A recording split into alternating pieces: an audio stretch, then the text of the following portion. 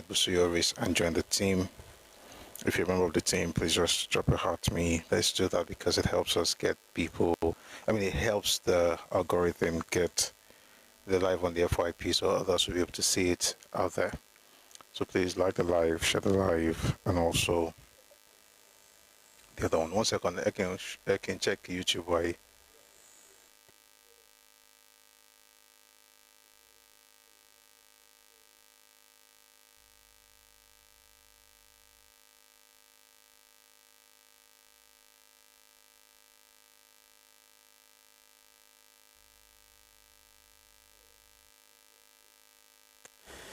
All right, I think we're good. But we're 1.3 now, which is good. But please let's try and get it up a bit, and then we can move swiftly. Where is the other device? Okay. YouTube already device. So today we're discussing unity or domination, the hidden agenda behind identity erasure. So we had a session a while back, and somebody asked a question, and that question, of course, is the reason for this video. So the video is divided into 3 parts. We're going to listen to all 3 parts today. It's just 10 minutes here, 15 minutes here, 20 something minutes there. So we'll be able to get it done in about an hour. I'm just going to read something to you. I want to read the description.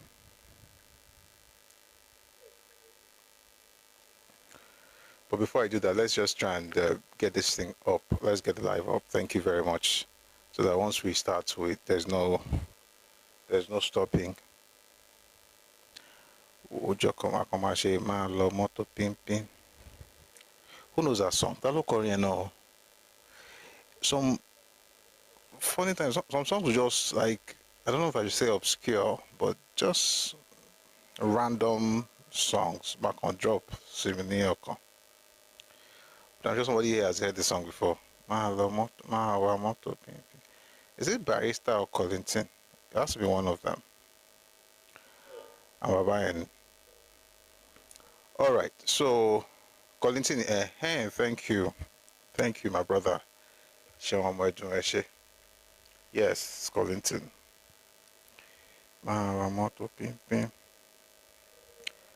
Alright, so I'm just going to read the description, the video description, and then we'll get into it. But please don't stop our tapping, don't stop sharing. Kwamon Bao. Is it Kwamon? Okay, we are Kwamon the 20. Oh, well, I'm going to do research. Maybe I think wait, it is Kwamon. I remember, yes, I just remember that there's a video of his trending. Maybe that's even where I picked it. I think it was trending at the time, the old issue, value jet plane incident. I think that's when it started trending. So maybe that's how the song got stuck in my subconscious. All right. So again, if you're on TikTok, please like the live, share the live, click on the heart icon beside Busuyoris and drop a heart to me. Like I said, it's good to give, but beyond that, the algorithm also uses that to push the live. So where gifts are, where people are, more people are, directed in there. So please support what we're doing. Thank you very, very much. For those of us on YouTube, please like the live and also share the live stream on Twitter. Can you like the space and share as well? All right. Having said that, I'm just going to read the description. Then we'll listen to the video. So this one is called Unity or Domination, the hidden agenda behind identity erasure. There's a question for those preaching the erasure of ethnic identities in Nigeria. Do you plan for everyone to end up in reservations? This idea isn't new. One of its earliest apostles was Nnamdi Azikiwe.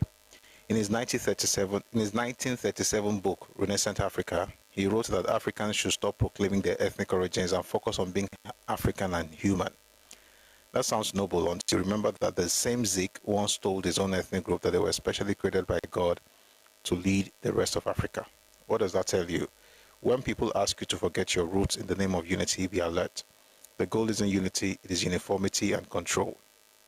This is the script, the same one that has been recycled for decades. You are told to silence your roots, erase your ancestry, forget your people, all while those saying it build entire structures around theirs. Be careful. When they ask you to forget who you are, it is not about unity, it is about domination. Know this, those who erase identity today will redraw the map tomorrow and put you in a corner called minority. Know who you are.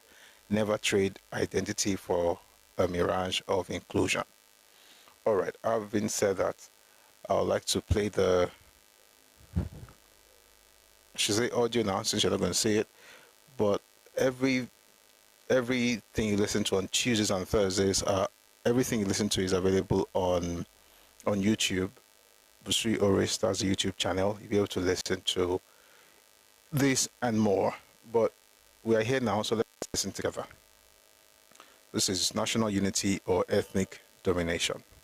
Take a listen.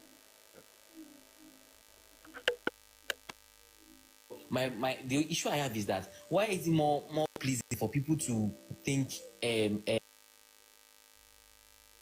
Wait, I should say this, that the entire video, is based on the question that was asked. So the first voice you hear would be that of the questioner, and then we'll attempt to answer the question. Take a listen. But the issue I have is that why is it more pleasing for people to think what do we call this thing? Liberalism is more interesting than, let's say, pragmatic pluralism. I'm not even saying being conservative, but there's pragmatic pluralism, and that's how a society works. That why is it that the whole Pan-Africanism, Pan-Nigerian, let us be one Nigeria is more appealing to people's sentiments than a united Nigeria in that context? So that's what I really want to have answer to. And if there are people on this space that still think like that, like, why do you people think that's a better thing? Because if assuming we've not done it before now, and that's why we are not progressing, I will be able to say, okay, you have an argument. What we are practicing today is one Nigeria. The only reason why you can argue that it's not one Nigeria is because we have not been able to achieve it. Why have we not been able to achieve it? Because a failed experiment. Let's do something else. Let's go along another line. Check out this amazing tablet I got from Temu. It cost 100. Sorry, still more advance. You can get it for 9,999 naira from the Temu app, especially if you're a first-time user on the Temu app. And this tablet is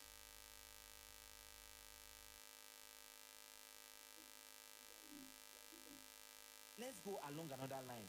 Why it is difficult for people to think that way? You are doing something to achieve it. Why have we not been able to achieve it? Because a failed experiment. Let's do something else. Let's go along another line. Why it is difficult for people to think that way? You are doing something is not working, and you're not trying the alternative. It's something I really don't understand. So if there's anybody maybe listening and have a very good reason to why it is more appealing for you guys to keep trying something that doesn't work over something that actually we've seen it work in different places. So yeah, that's just my submission this afternoon. Thank you so much. Thank you very much for that. So I have two answers. I have two answers, but I think there may be more. So other people could also contribute to it when it's their turn to speak. Number one, I think, is Hollywood. Right. So for some very weird reasons, we look at life through the lens of America, which is actually quite interesting because America shows you what they want you to see, not necessarily what is happening there. So what we do basically is that anything that's happening, we say, oh, America does it this way, which is one of the mistakes I think we made in 1979 by copying American presidential system. It doesn't work for a country like Nigeria. The best thing it wasn't perfect, but what we had, before Iransi was actually a lot better than whatever it is that we've been practicing since then. So number one, of course, is that we tend to think America has it's the world power, so everybody should be like America. So we're like, okay, without understanding the history of America, without understanding the uniqueness or the peculiarities, please mute. Without understanding the peculiarities of America, we just say, oh, we want to be like America. My question to people that always talk about this American thing is this. Would you want to be like Native Americans? Would you want to be restricted to a place called reservation just because the people who came have already taken over the entire place, and having taken over that place? In fact, let me even tell you something. We even assume this thing about his residence. Even that was not the way it started. In the beginning, it was very, very ethnic. And I've said this several times. The opening up of America that we see right now is not even up to 70 years. The real opening up that we see with everybody being able to flock in the way they are right now actually started in 1965, recently. Before then, it was for the people who conquered the land originally, which would be why the people who are connected to the land ancestrally are the ones who have now been put in a place they call reservation camp or reservations all over the country. Nigeria is not a settlers colony. Nigeria is made up of ancestral spaces. The people of those spaces have a right to determine how it is. Being in one nation does not mean they lose their uniqueness. And you see it in Spain, you see it, but I like to use UK a lot. I use UK intentionally because we were colonized by the UK. The UK that colonized you, they understand the fact that you have different ethnicities that make up the country, and then they structure themselves along those lines, which is what any sane person would do, because you don't want to be like a threat to the owners of the land. You know, if you are sane, what you usually do is this: when you get to a place that's not yours, you find a way to share joy mobe. But if you don't have sense, you go everywhere telling them that they should change things to make you happy. And you will not hear this thing from an English person, for instance, goes to Wales, and they're in the same UK. An English person cannot go to Wales and tell them that, oh, I don't like the fact that you're always speaking this language. Why not you speak English? Aren't we in the same country? Are we not United Kingdom? Nobody cares. I read from a person last week who was talking about what happened. He had a very interesting conversation with a person in Liverpool. And then he said to the person, that it was English. He was talking to the person and said, are you English people? And the person took offense. And he said, I'm not English, I'm Irish. I'm from Northern Ireland. I live in Liverpool, but I'm not English. There's pride in identity. It is those who come from a shameful background that don't care so much about what they have, that they want to throw it away to become somebody else. Meanwhile, they're telling the person to also throw it away in order to make them feel comfortable. It's because they are thieves. Number two is that a lot of people have been so mixed with people with that mindset that they think that they have to placate them. And I'll give you an example. If you have a lot of friends from the Southeast, with all due respect, most times you're going to look at them and think that they are hated, or they are being victimized, or they are being marginalized. And it's not because that's the reality, it's because that's the rhetoric you've heard over and over again. Some people erroneously think that Azikiwe's greatest achievement is Pan-Africanism. I'll tell you this: Azikiwe was not a Pan-African. He wasn't. It was just rhetoric. It was just a narrative that worked. It was fantastic branding, by the way, and I respect him for that. He knew how to brand himself. But that's not really his greatness. His greatness was actually the art of propagandizing. Azikiwe was described in 1960 as the first consummate propagandist in Nigeria, and I believe that to be true. He would combine two disparate thoughts that you would expect people not to be able to put together, but he will put those two things together and it will fit in perfectly. For instance, I've said it before, he will tell you you are superior to everybody, but he will tell you that you are the victim of everybody. He will combine those two things together and feed you with that thing. And the fact that he was able to successfully put two contrary views in the minds of an entire group, for me, I think that was his greatness. And what he did was what Achebe did. It was what Ojukwu did. It's what Nnamdi Kanu is doing. It's what Ekpa is doing. It's what all of them do. They will tell you are better than someone. Say, I'm being unfair. You have not studied this man. Life's too short to take seriously.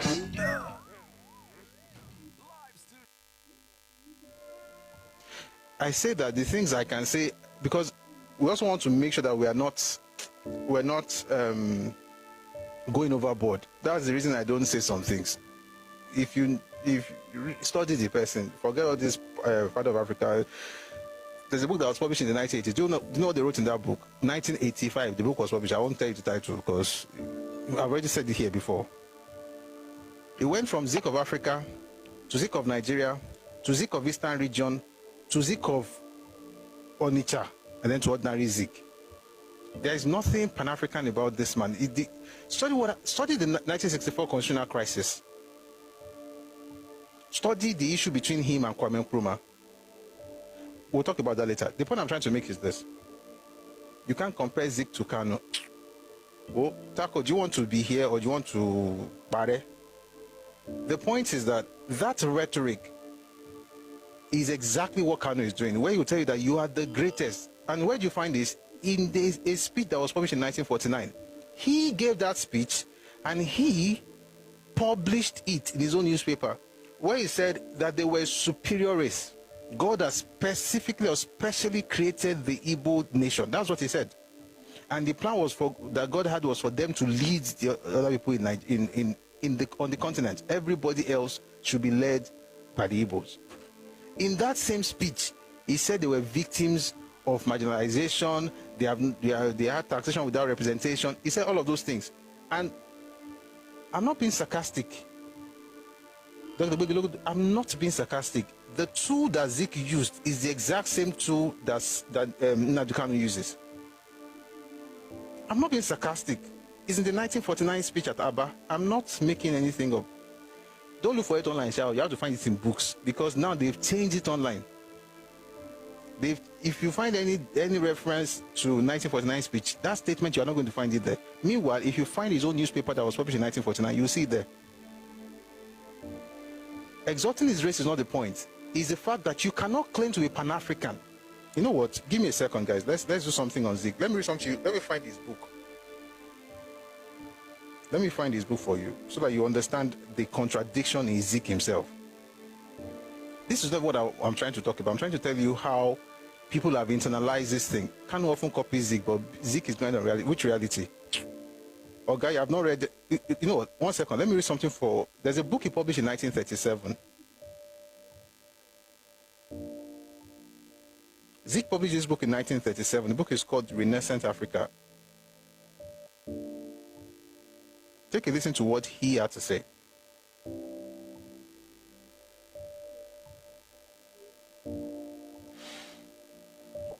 Ẹkáàbọ, it says, social regeneration must be experienced in African society. African conventions, and like another thing is this, there's this unnecessary fascination for Africa as a whole. Nigeria is too big, but no, they want one Africa. Meanwhile, there's no one Igbo. Just take me. I don't want to say something. Let me just read. May nobody like say. May just read. May you hear it. Of the present social order hinge on the continuation of the forces of man's inhumanity to man. Let the Renaissance Africa take upon himself the burden of looking at his fellow African as a man. Nothing more, nothing less. Tribal appellations cause tribal idiosyncrasies. These lead ultimately to vanity and superciliousness and disharmony. A regenerated social order must come. Fanti or Ga, Temne or Mende, Yoruba or Igbo, Bantu or Tuareg, Bubi or Hausa, Jollof or Kru, all are Africans, all are human beings. A man's a man for that. The idea you get from this is that you want a situation where there is no tribal idiosyncrasies, we are all the same. Let's have this flat curve. I mean, you flatten the curve, essentially. Let's flatten the curve of idiosyncrasies and individual, or let me put this, ethnic identity or ethnic uniqueness. Let's flatten the curve. We're all the same. Then suddenly, your own group is not the one that God has specially created to help the rest of us. You think there's no problem with that? If you're a person who celebrates your uniqueness and acknowledge the fact that others are unique, then what you are saying is good. Once you say that every other person should become the same, it says there should be no tribal idiosyncrasies because they lead to vanity and superciliousness. Everybody should be African and human being. Everybody should just be that, not based on tribalism. Now, if you are saying that, how come suddenly God has specially created your own group to rescue the rest of us? How come before we know what's happening, your own group is not the one that is better than other groups? Is someone constantly lying to you? Are they always hiding their phone from you? Now, there's a way to see the calls, messages, or Other groups. Meanwhile, you say all of us are the same. Which the more you study Zig, we taught you respect and read. Let me recommend 2 books. You can read this one, 1937, Renaissance Africa. Then read Odyssey. It was published in 1970. My Odyssey. That's his own autobiography. Read those 2 books. It's in that one that I was talking about how in my Odyssey was saying how he was under the impression that they had won the Western region. And then the fact that they was not allowed to win now means that the Yoruba people are tribalistic. He did not say they won, no. He said they were under this was his exact words. He said himself and NCNC were under the impression that they were going to have 40 seats out of 80 in Western Parliament in Ibadan. This was in 1951. I was under the impression. And then the people that you were expecting to join you decided to join others. Not that they were part of you, they were in the middle. You are on the left, other groups on the right. Both of you are wooing the people at the center. The people at the center then decide to go to the right. You are on the left. You now say, I was under the impression that they are going to come with me. Not that they are with you. And based on the fact that they went to the other people or the other group, you then go around telling the world that your people are tribalistic. But you are not tribalistic. Meanwhile, God has specially created your own group. I will get to that state creation thing one day, and then we are going to read exactly what plan Zeke had for the Eastern minorities. See, this Nigeria that we're all celebrating, everybody has 500 naira notes, we have statesmen. Let's just keep it that way. All these gaslighting people by saying somebody's King of Africa is nonsense. It's not going to work. It's going to win 40 out of 6. Meanwhile, let me tell you what makes this thing crazy. The groups that founded NCNC, many of them were Yoruba groups. So apart from TUC, the union, I'm using TUC because that's what we understand now. Union, apart from union, the trade union, every other group was Yoruba group. Even people that worked with what's this man's name? The first president of NCNC, first chairman now, because first president of NCNC, Herbert Macaulay. People like Alimoto Pelewura, who was the leader of the market women in Lagos and the one who handed over to Tinubu's mother, Abibatu Mogaji. Alimoto Pelewura was the one leading the market women. Do you know that all the seats in Lagos, 5 seats in Lagos, all the seats were taken by NCNC? But the man who was supposed to be the one leading them eventually showed his hands by overplaying this whole thing of we're all the same. And they turned that party that was supposed to be for all of us, they turned it into an Igbo party as soon as they moved to Enugu. If people are not talking, not because you have some fantastic history, just because we want to be, let sleeping dogs lie. But I said something 2 years ago when they started this thing of insulting Yoruba people and changing history and talking about things they know nothing about. I'm like, okay, maybe it's time to actually discuss the real history. It could have made all of us one color, one race, one speak one language. I don't know if you are trying to be sarcastic, but I'll tell you this. If he made all of you one language, one race, one stuff, it is going to be based on the Igbo identity. The same idea is what you saw in Iran Sea. The same idea is what Ojukwu was doing. It's the same thing. Well, I thought intermittent fasting was fake until I...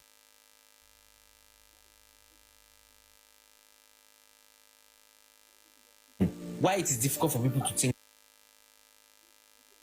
Turned it into an Igbo party as soon as they moved to Enugu. If people are not talking, not because you have some fantastic history, just because we want to be, let sleeping dogs lie. But I said something 2 years ago when they started this thing of insulting Yoruba people and changing history and talking about things they know nothing about. I'm like, okay, maybe it's time to actually discuss the real history.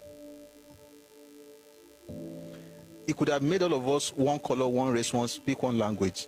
I don't know if you are trying to be sarcastic, but I'll tell you this. If he made all of you one language, one race, one stuff, it is going to be based on the Igbo identity. The same idea is what you saw in Iran Sea. The same idea. Well, let's get back to the question now. Let me just answer the question the person asked.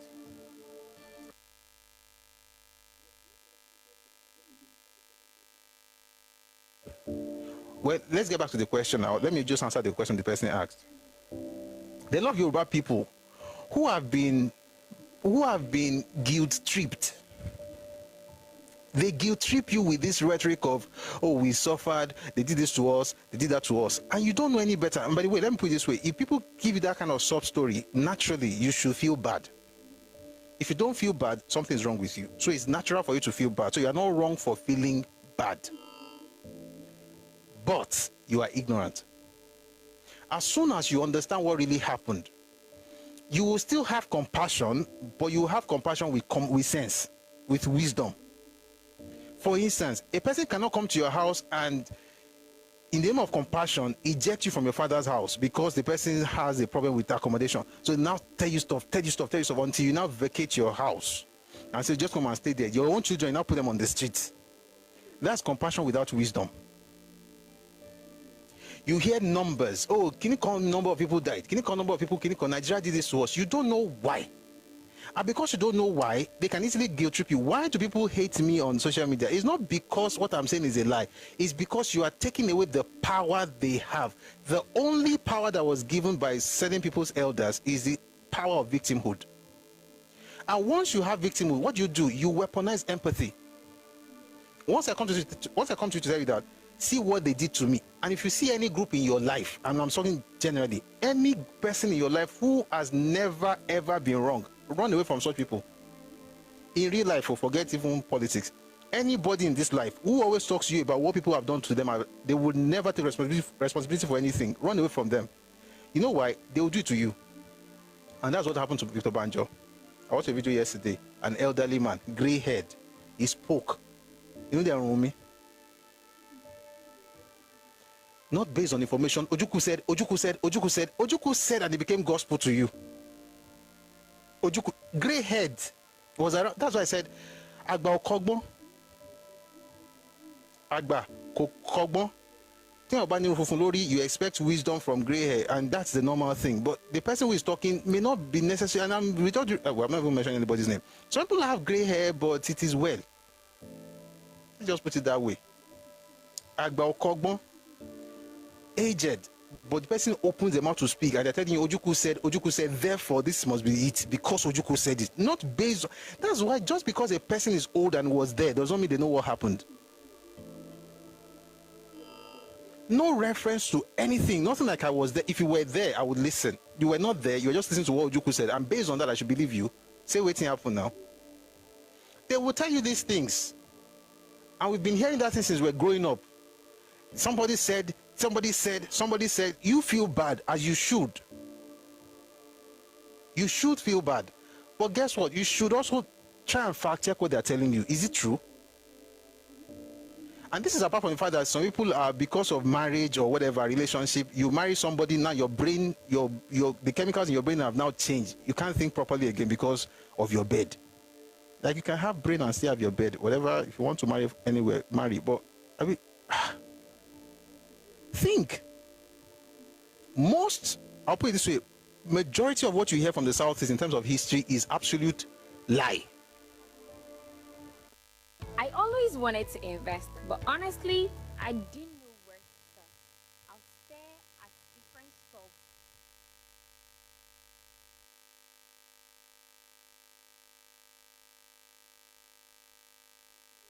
Lie.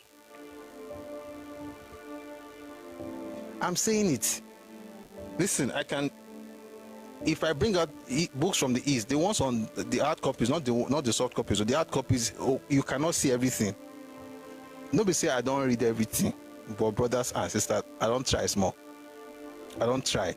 And there's one thing you notice in every single book that you read, read what was said by observers, dispassionate observers, non-Nigerians, even Nigerians from different places. Just read what they have to say about the same thing. Let me give you a very simple example. I already mentioned the thing about the death toll the other day. I don't want to go back into it. How Ojukwu hyped the numbers from an incident. Ojukwu hyped it 4 times. 4.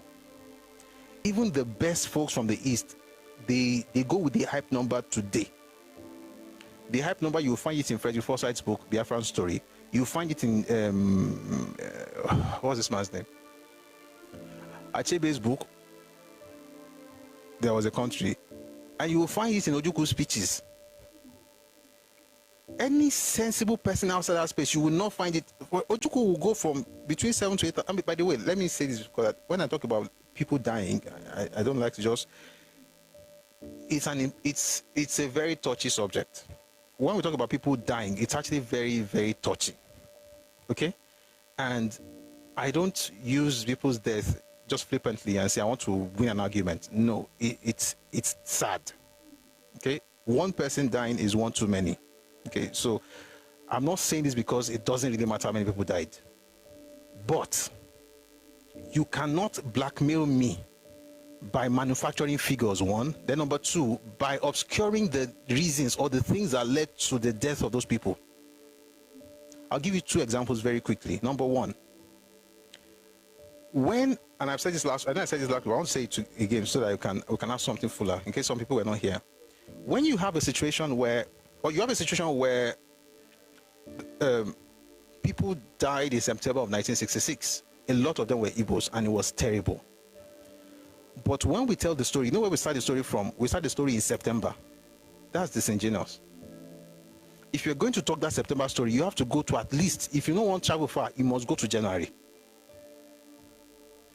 You must see what happened in January. And by the way, that January, we did a series here based on what happened between January 15th and January 15th and January 14th and January 16th.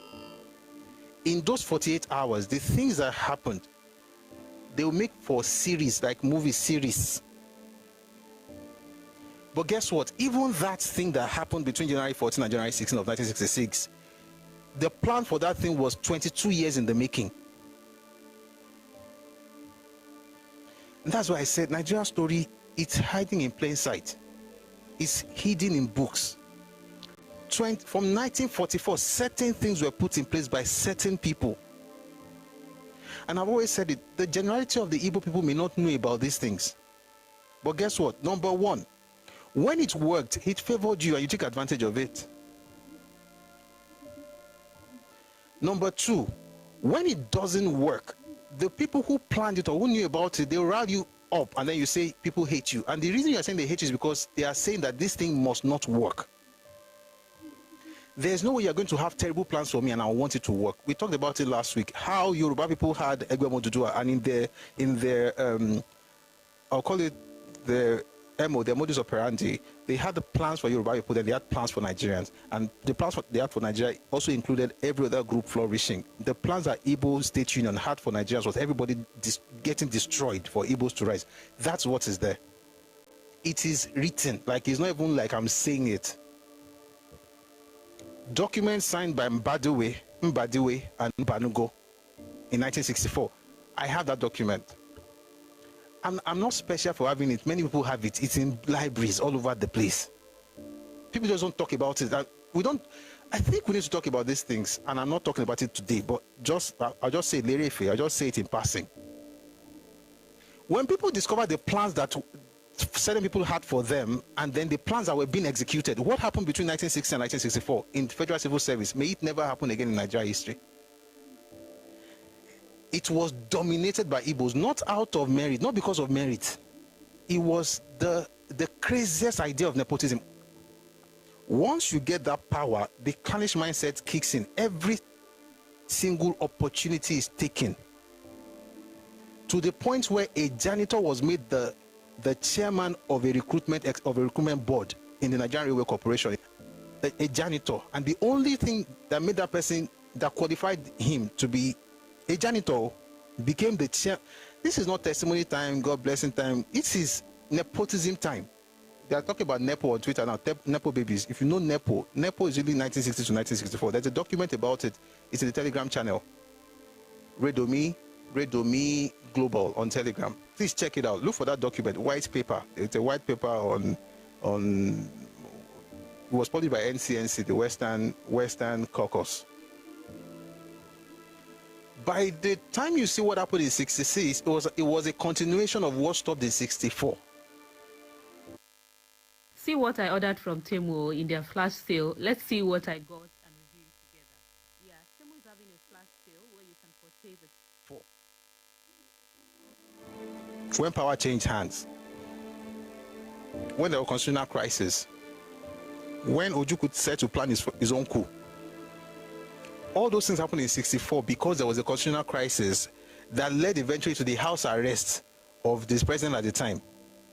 And the president at the time was Azikiwe. He was under house arrest because of the constitutional crisis between himself and Tafawa Balewa. That led to Ojukwu planning a coup that was eventually scuttled because Ejo reported to Foster. I mean, it's a long story. The point is, by 66, you have the January coup, and I've said it several times. Okay, and maybe when you people hear this thing, all these people weaponizing empathy, it will reduce. You will have compassion, valid compassion, like the valid one, not the one that is weaponized. All this, I know, I'm sorry for you, I'm sorry about it, they shouldn't have done it to you. You don't know what happened. Folks were unalived in all regions but the eastern region. And I've said it several times, at least 2 coups happened on that same day. At least 2. Maybe we had more, but at least nothing less than 2 coups happened on the 15th of January 1966. One, the benefit, okay, let me put it this way. The revolutionary coup that people talk about, and they tell you, oh, go and read Adewale Ademoyega, go and read it. That's his own coup. Wale Ademoyega, Nzogu, those ones, they were doing revolutionary coup. We're going to change Nigeria. We're going to turn it around. Corruption, nepotism, all these things. We're going to do it. We're going to do it in Lagos. Let me tell you what they thought. They'll do it in Lagos, in Ibadan, in Kaduna, in Enugu, in Benin, and they will go and bring somebody out of prison in Calabar. That was what they thought. Only for you to read the special branch report of April 1966 and discover that the original planners of the coup had only 3 places in mind: Lagos, Ibadan, and Kaduna. There was no single plan for Enugu, let alone Benin. No matter what you read in Frederick Forsyth's book, it's just propaganda. Everybody else was killed. Or people from every other region had people killed. And everybody was happy, like, we're going to change Nigeria. Until they opened their eyes and discovered that, wait, he didn't do anything to any Igbo politician. And no Igbo senior officer, not one.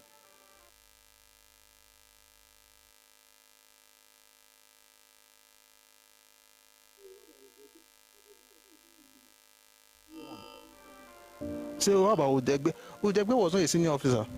He was a quartermaster general. He wasn't like Ademulegun. Anybody who could be a threat to Ironsi was killed. Ademulegun was killed with his 8th-month pregnant wife in Kaduna. Ralph Shodende was killed in that same Kaduna. Then they killed Memalari, they killed Kerr Mohammed, they killed Lagema, they killed Pam. These were officers that could be a threat. If they notice that, because for instance, if you read the time they go, if you read the Welby report,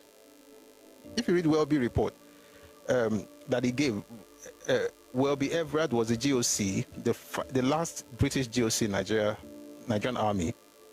The people they recommended would be Ademulegun. So he had Ademulegun on lockdown. Ironsi was not first choice. So even though that it became GOC because of politics, of course, it's normal. It happened. One day I'm going to have a session on why Azikiwe was out of Nigeria. Azikiwe was part of the entire plan. How do I know? Even the meeting that led to Ironsi becoming the head of state, Azikiwe was in the meeting, was on a call. How do I know? He said it. January 16, 1966. While everybody was doing stuff in Nigeria, Azikiwe was telling the world that we have a new sheriff in town, even though Nigerians did not even know until 11:50 p.m. We'll talk about all of those things some other time. But where I'm going is this. In order to discuss what happened in September, you have to go to January. So January, they unalive everybody. People were now looking at them. They did what they did. Taunting people, insulting people, just like they do on social media right now, insulting the hell out of Hausa people in Hausa land. Those ones now got angry after. I've talked about this thing like a million times. If you don't know what people have done, just be watching or just try and study. But let me quickly, this question, the answer don't day long. January, they unalived, all the people they unalived, everybody was calm. They didn't do anything. Igbo man became head of state. So what you see basically is that everybody who died was all the major people, apart from Unegbe, all the major people who died were not Igbo, but the people that benefited were Igbo. Right? Victor Banjo, who helped to organize things, was sent to prison. In fact, he was going to be killed on the 17th, on Monday, because Oga became head of state on Sunday. I've never seen that kind of thing before. Became Oga on Sunday. By Monday, they already were going to kill Victor Banjo, but somehow somebody was in the room. All these things, we've done sessions on it before. Somebody was in the room, they now sent him, eventually Shah got in prison. All the advisors to Onorosi, all 100% Igbo. The ones who were doing, we're going to change Nigeria, we were doing revolutionary coup. Those ones did what they. What kind of human being is this? How about Iran's ADC? We're talking about advisors, you're talking about ADC. ADC is just like your PA. Are you okay? Hello, Shane, by to your law. Jesus is Lord. ADC. I'll come back to that later because what you just said right now is distracting me. What was it? Where was I? Yeah. Those ones want to do revolutionary. Those ones that wanted to do revolutionary kini. So you had Adewale Ademoyega. By the way, let me quickly run down that thing again. When it comes to the people that planned the coup, originally it was an Igbo coup. It eventually turned out to be an Igbo coup as well. Nzogu was not the original planner of the coup. Nzogu was just the most popular of the planners, and the reason was because he was the one who spoke to the press, and he was the one who broadcast his message on Radio Kaduna. That's why everybody talks about Nzogu. And was only one who actually gave us the reason for the coup. That's why everybody talks about him today, not because he planned. He was part of the planners, but he was not the original planner. And I've said it several times. There are three original planners. There's Ifajina, Okafor, Oji. Those ones brought in Chukwuka. They brought in Anuforo brought in Zogo brought in Adewale Ademoyega. Those last two, those were the ones who were revolutionary. Who killed Sardauna? Nzogu. They were revolutionary. They would do anything to change Nigeria, not knowing that the people they were doing those things for, they were doing it to push up Igbo people. Listen, it was an Igbo coup. Anybody who tells you that there was a revolutionary coup, tell them that the people who did that revolutionary coup, what happened to them? And there's every single thing they did, you're not seeing about it. Before it happened though, not after. That's why I tell people, Iransi did not stop any coup. Iransi was part of the planning and took advantage of it. And I can tell you the books to read.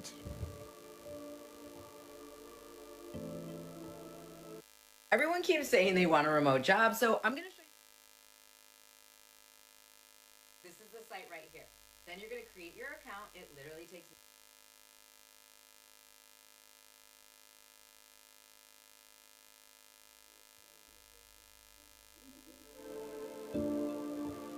But we're answering a question.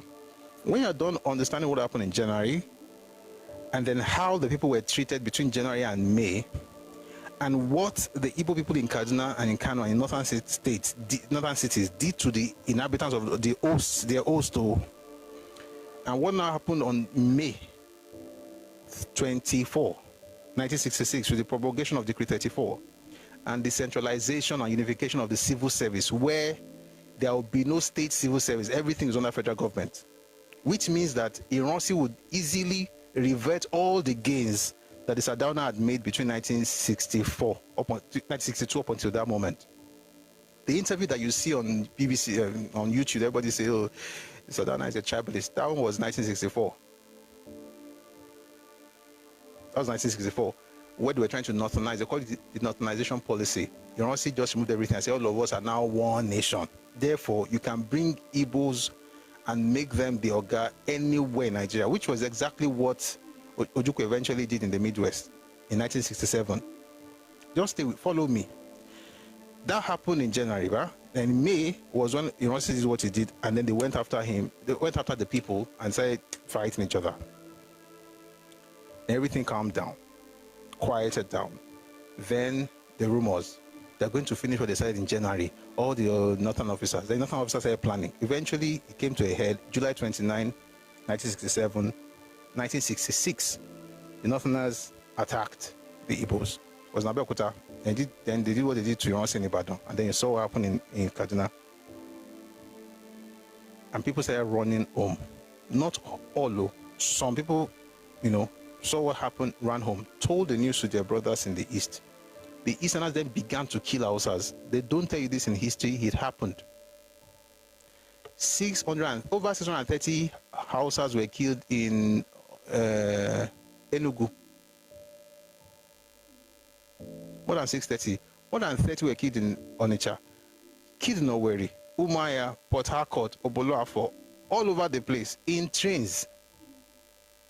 They unalive people in trains and threw them inside the river. Nobody mentions this thing. That event, listen, that terrible event, which happened because something happened, that event was what the news carried and they heard in Kaduna that made them begin to actually unalive Igbos. If you don't understand the way it happened, you just go straight to they killed you. They are bad people, they are terrible people. They are terrible people. They don't they did this to you. They don't tell you what happened to the northerners in the east. History has forgotten that some of them lived there for more than 30 years before that moment and they were still unalived. That even boys were unalived. That men on the trains were unalived. That people were sold into slavery in 1966. That of the 2,000 people on the train moving from the east to the north in 1966, all the adult males were unalive, were killed and thrown in the Imo River. Nobody mentions these things.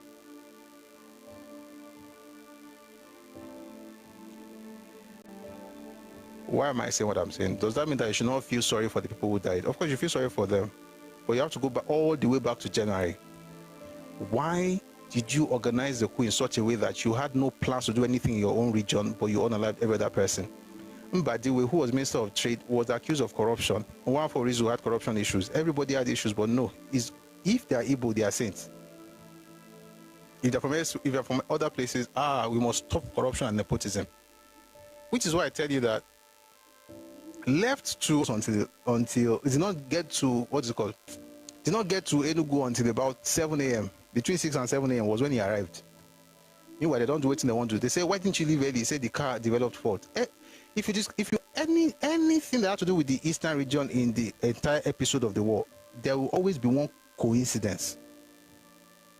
Why didn't they do anything to Azikiwe? He was outside the country. It was that time that he stayed outside the country to the point where his own doctor was asking, when are we going back? He said he never know. That one can't live on there. So sorry, if you're on TikTok, please power tap. This thing is showing activity. Somebody mentioned ADC. Would you believe that the ADC to Azikiwe had to leave his own Oga abroad, return to Nigeria? Azikiwe knew what was happening now. Oh, why didn't they do anything to Michael Okpara? Oh, there was Archbishop Macarius. He was available at that. He was around at the time. My question is that, was he around forever? Was it not just for a few hours? After he left, what happened to the man? Oh, what happened to see, how come when they were killing all the officers, they didn't touch him? At the time, this is true story, by the way. At the time, the people who were supposed to unalive him were going to his house. That was the exact time he was leaving the house. You will believe that until you read the book Nigeria's 5 Majors. You know what you find there? The two people who were supposed to go to the house to go and unalive him in his house, they were 2 of the 3 original planners of the coup. One of them was from his hometown, Umuahia, and the 2 of them told him what was going to happen before they went to his house, which was why, as he was leaving the house, when he was going through the roadblocks, nobody stopped him.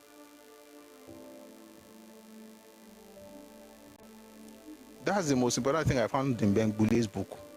which makes sense when you now read why we struck. When they asked Okafor, what happened to your own assignment? He said he doesn't know. They have taken all the men that were supposed to work for him. He didn't do anything. But with the Hausa man, unalive him, what's the big deal? Yoruba man, don't kill them, Jerry. But when it comes to Igbo, there's always an excuse. And you think people don't know these things. So the point is that if you don't know all these things, you just be like, hey, yeah, that's what happened in September. They just did all these things to you. Now they did all these things to you. Hey, yeah, sorry. What did they do? They have not told you. That's example one. Example two. Example two is in the one I gave last week, where you talk about the number of deaths. Oh, so many people died. You know, in September, they just killed 30,000 people. That Nigerians are bad people. They did all this thing to Igbo people. Now, you already don't know exactly how that happened. But the flip side is that when it was done, I said this last week, I was Okotebo, yes, Okotebo was not alive. He was from the Midwest. Okotebo was an Shekiri man from the Midwest who did not like Osadebe-based politics, by the way. Who eventually had to change his mind by not even voting to get out of the Western region. When they said they never mentioned they killed Northerners, well, they did. And it wasn't 1, it wasn't 10, it wasn't 20, not 100, not 500, not 600, not 1,000. And these things are recorded. If you read Nigerian Civil War by John Desenjo, you find it there. If you read Crisis and Conflict in Nigeria by A.H.M. Green, you will find it there. If you read Sunset in Biafra by Lechi Amadi, you will find it there. And if you have that single story, there is no way you are raising sensible human beings. All your children will be dumb because they will constantly look at themselves as victims. And once you have victims for kids, you are raising dumbos. They can be professors, but they will lack critical thinking because they cannot take responsibility for anything. Once something happens, it's like, oh, they did something to me. They did something to me. Did nothing else write books? Of course they do. They do. You can read, let me give you one Northern book. Go on, the autobiography of a soldier statesman by J. Isawa Eligu. That one's a Northern book. And then you can read, since you asked for Northern books, read Beckon to Serve by Shehu Shagari. That's a Northern book. And you'll find some of these things there. You have to piece it together from different books.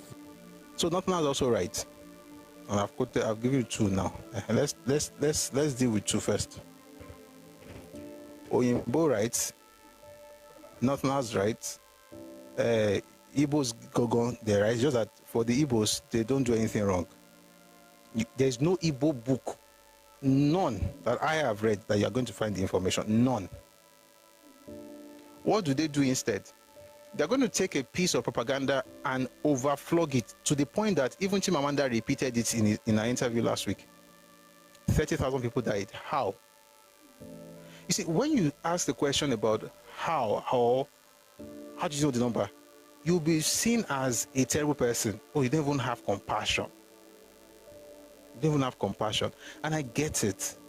If a person dies, it's terrible. But you can't be using numbers to play games. Light bill done. Airtime done. Credit card set clear. They settle all my bills now.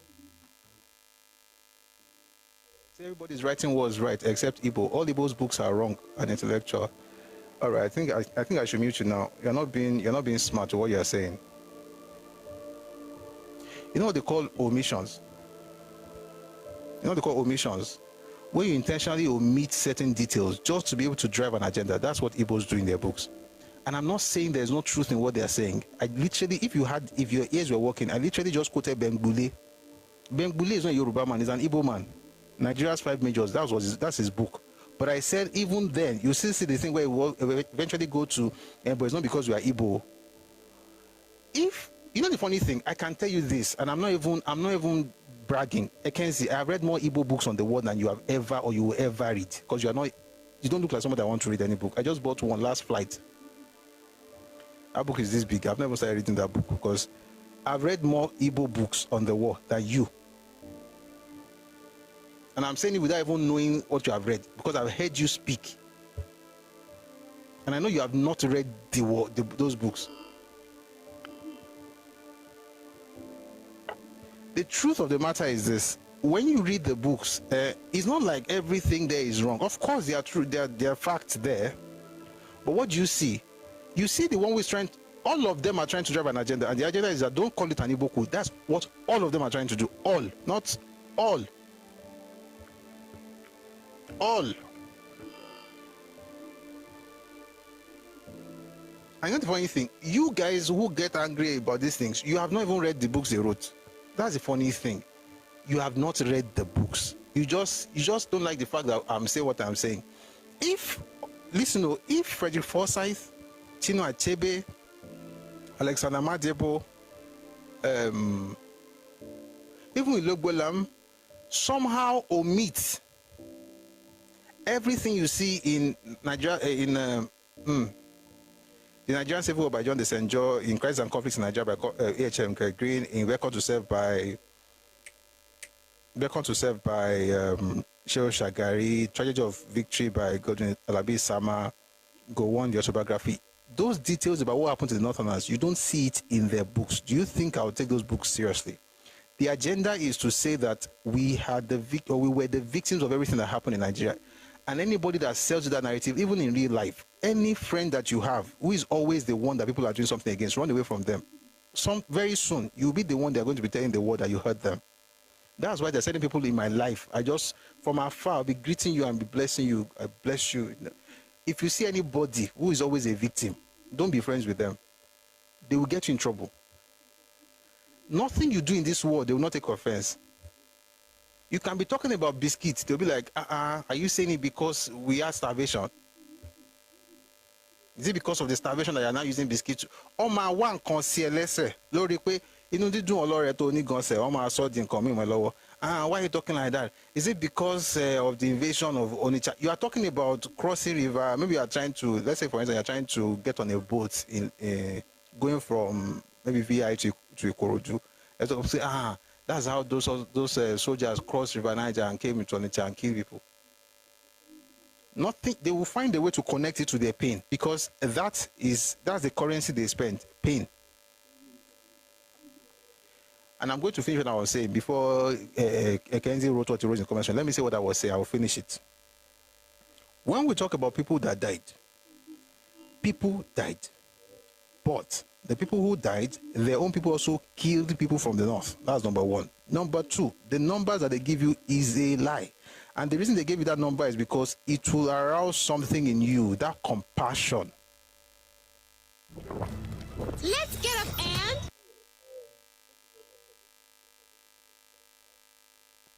All right. Thank you very much for listening so far. We're going to listen to the third part right about now. It's a bit longer. Let me just quickly announce that tomorrow I'm going to spend some time discussing the whole Oyo and Ife thing. People have written about it earlier today in the comment section, but it's not. I'm not just going to do it like briefly. I want to go a bit deep into it. Maybe not so deep, sharp, because we still have the series we are running. But a lot of things have been happening for months now. People have asked me questions on this matter, and I'll just say like one or two things and move on. But I think it's important to actually have a session on this because of what's happening at the moment. I'll talk to us about it after this session. I'll announce in detail. But let's listen to the third part of this video: national unity or ethnic domination. Sorry, before we go on, someone says here, there he goes again, where Yoruba's not playing victim before Tinubu got to power. No, we're not. You're talking to a people, not a bunch of retards. All right, so let's just play this, and then I hope you get more from it. If Junior is coming here, by the way, the clown on YouTube, his name is Junior. If you're coming to talk about what Yoruba people did, if they played victim, Tinubu would not have won. And that's something you should learn. But again, you don't have the capacity to learn. If you have been playing victim card since the 1940s, and you're still playing that victim card in 2025, do you not understand that it doesn't work? That's the only tool your ancestors gave you, and it's not going to work on people outside your region. So no, we're not the ones with victim mindset. Even when we were quote unquote, I didn't like to use the word with Yoruba people, to be honest. I don't like mentioning that word in the same sentence as Yoruba, but it is what it is. When we were marginalized, so to speak, under Jonathan, people spoke up. Nobody cried. They didn't spend their lifetime doing what, I mean, what you got from your parents. All right, I thought you needed to hear that. I didn't mention any ethnic group, but I'm sure you know exactly where you're from. So that answer is for you and your heritage. I'm going to explain more about this whole thing we're going to do tomorrow on. And by the way, thank you very much, Yetunde, for writing that out there. You're 100% correct on TikTok. We're going to talk more about this at the end of today's session. And then tomorrow, I want to really go deep into this whole superiority dichotomy between a king and a priest and all these interesting things that have been going on for a while, especially since the new Alaafin became king. So many things have been said. Most of those things, absolute nonsense. At some point, somebody has to speak up. And people are speaking up. It's just that what I'm going to talk more about that when we're done. But this particular matter, what we have here is a conversation about Nigeria and how people have weaponized history in order to get us to show empathy. And like I said earlier, if a person takes victimhood as their primary tool, then it means that it becomes very easy for them to weaponize empathy.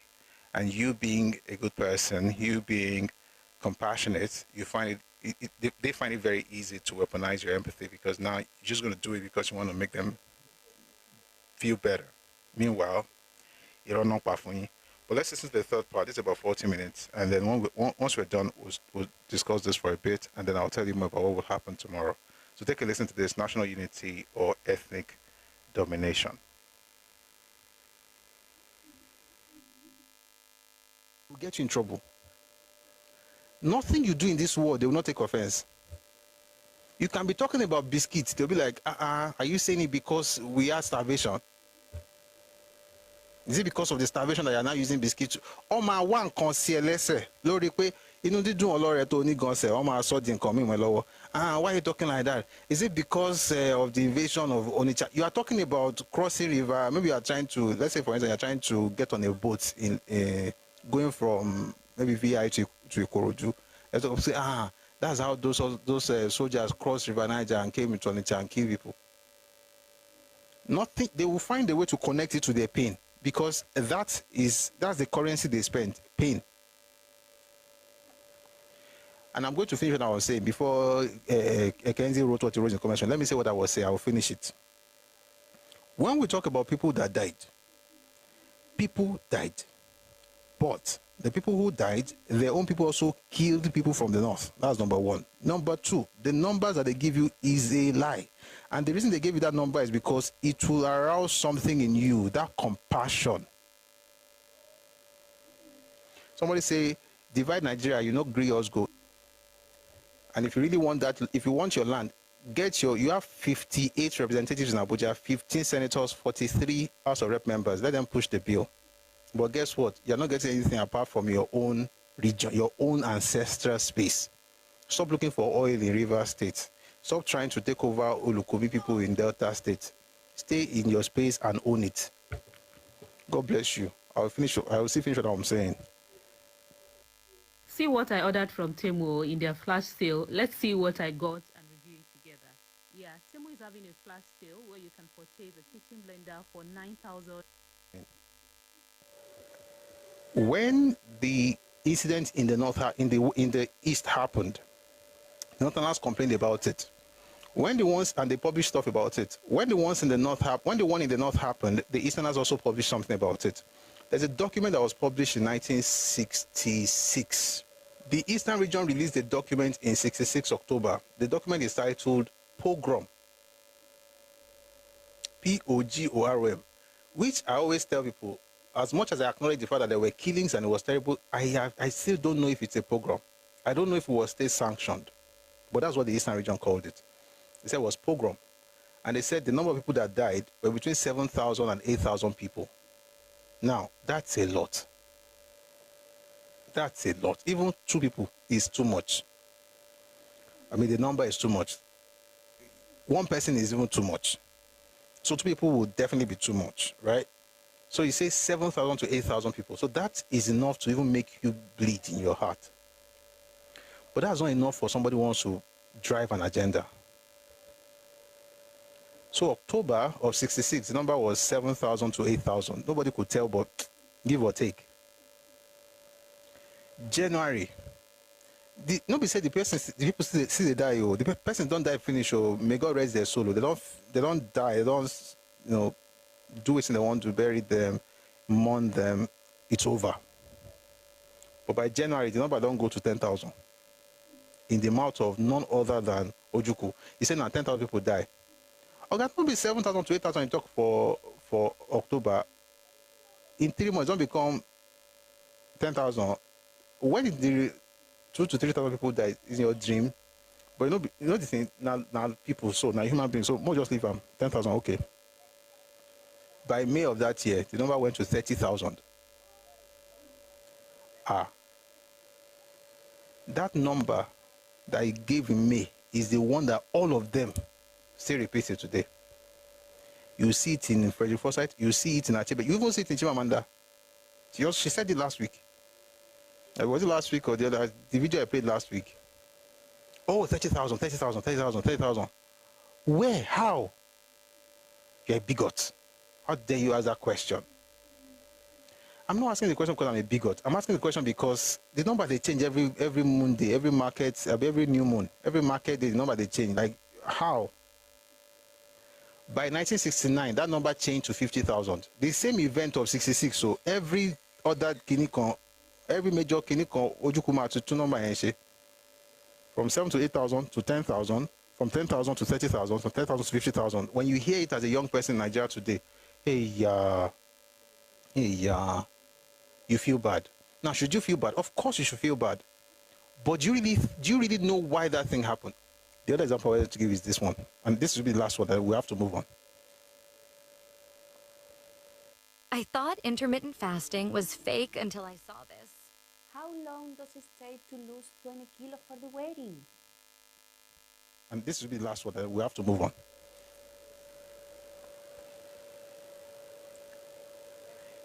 If you see the images from the war, the children, swollen bellies, thin legs, thin hands, fluffy hair, you can even see their rib cages. Something in you feels like, this should not have happened.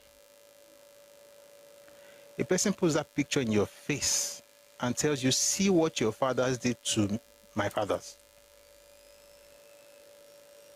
Before you know it, you're already opening your door in Yoruba politics. Why? Because you're ignorant. And because they also know that you're a good person. See, let me tell you something. In what I've studied though, if you show that picture to Juku, it will not do him anything. Nothing. If you like, show him. It's a mind that is malleable. It's a soft heart that you can guilt trip. Hardened hearts cannot be guilt tripped. So they know that you are good people, great nation. You're like, yeah, this is bad. And by the way, that feeling is the right feeling. If you see images from the war and you feel bad, that's the right reaction.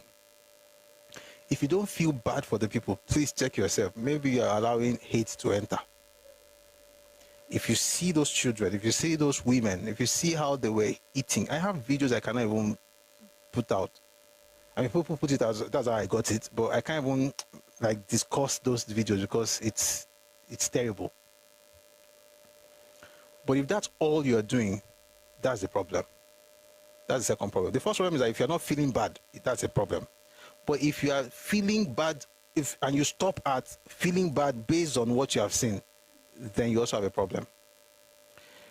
The question you ask yourself is this: how come these children are like this, and why did they become like this? I'm going to give you one. There are many answers, though. There's a blockade answer. There's a starvation answer. There's what the federal government did. There's what Papa said, which I will say forever, it was the right thing to do. There's no sane person that will be feeding the soldiers, his enemy soldiers, food to come and fight him. Ojukwu was going to war. He had no plans for the feeding of his own people, let alone the feeding of his own soldiers. And I think I should spend some time on this before we move on. Listen, guys. Everything I say here, if you are, don't worry, I'll even be telling you the sources. You will see this in John de Senjo, the Nigerian Civil War. If you go back to the book by Ajayi Crowther, Bishop Samuel Ajayi Crowther, he published that book in 1866 on the banks of the Niger River. In that book, he explained what food was like in the eastern region in 1857 when he got to Onitsha. Bear in mind that Onitsha happened to be, see, if you ever find that book, no matter how terrible you think Onitsha is, Onitsha was actually the top. If Onitsha was the standard, and it was the way Samuel Ajayi Crowther described it, how do you think the other places were? How did he describe it? You know, I'll talk about it. We'll talk about it another time. It was a very terrible sight. But here's the problem. The eastern region, no, the Igbo land itself has always had a challenge with protein-rich food. Long before Nigeria, long before Igbo, they have always had a problem with protein. They are not known for animal husbandry. And I'm looking for a way to say it so it doesn't appear. I don't want to sound like we're insulting. We're discussing history, but I don't want to make it look as if I'm weaponizing history. So here's the point. You don't know for animal husbandry, then your land, you have like 3 issues with your land. Number 1, it is too small. If you read the Willings Commission report of 1958, do you know what it said about the eastern region? It said that the land could not support them. The soil could not support them.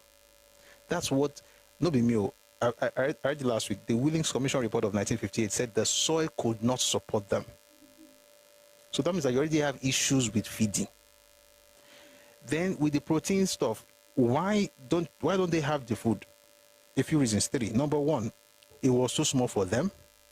Number 2, most of it was not arable. Number 3, even the arable, fertile land, no plenty like that. So arable means that you already,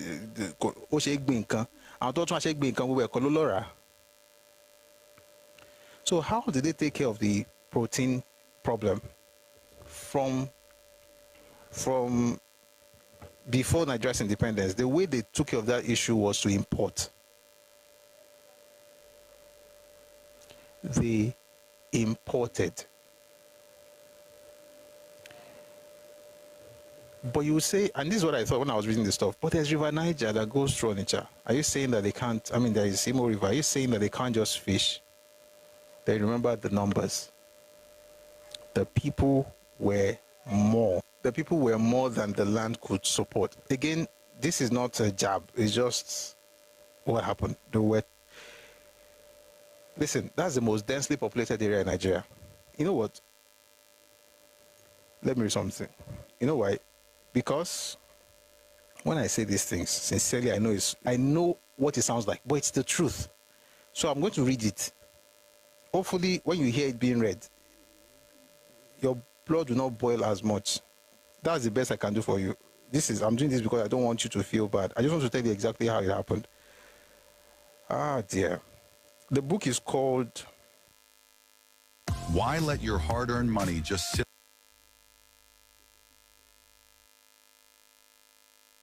Ah, dear. The book is called The Nigerian Civil War by John de Senjo. Just a second. Everything I'm saying, by the way, is true. I'm not reading it because I'm trying to confirm what I'm saying. I'm reading because I think it might be easier to take, because I'm also putting myself in your shoes. I think it might be easier to take, when it's read, than if I am just saying it.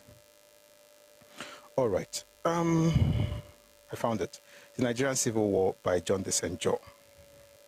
Starvation, malnutrition, and infant mortality have always had high incidence throughout Nigeria, the last rising to a phenomenal 50% in some places. But even before the war began, the situation was deteriorating in the Igbo areas of the east. By far the most densely populated part of the country, only Rwanda, Burundi, and the Nile Valley match it in Africa. It relied traditionally and heavily on imported food, especially high-protein foods.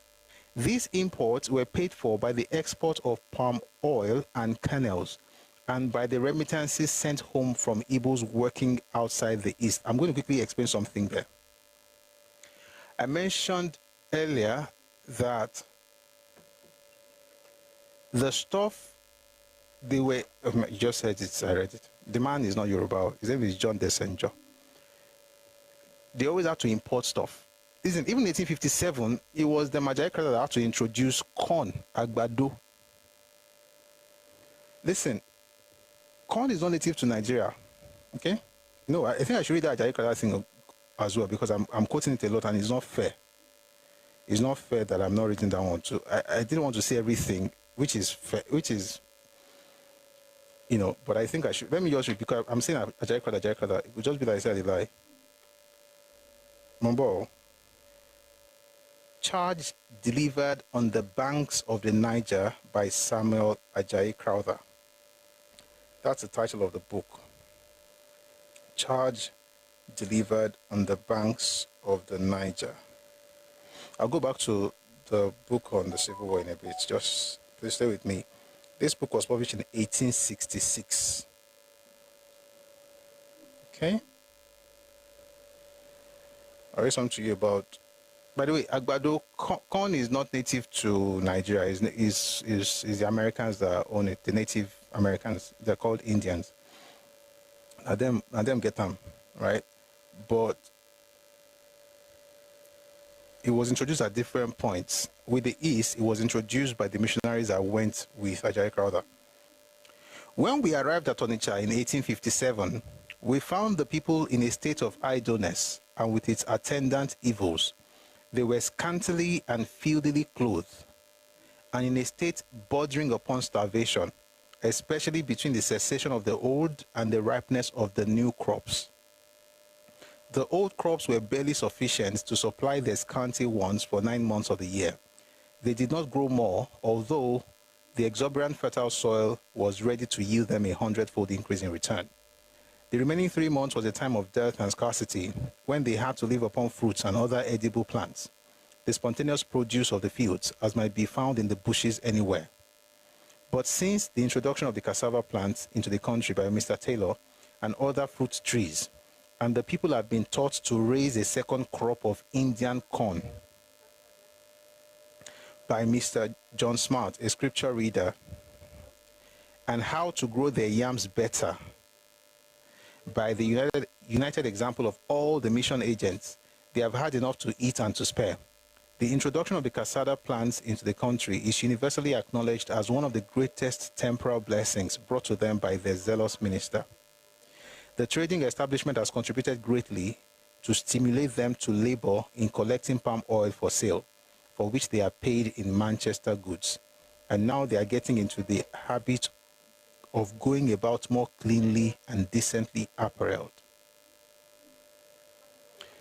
Here's the point.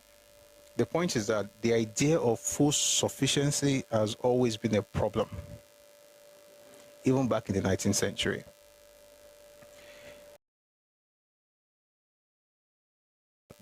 Onitsha was the only one who had something like a kingo. Somebody said, what comes to mind? Yam Festival.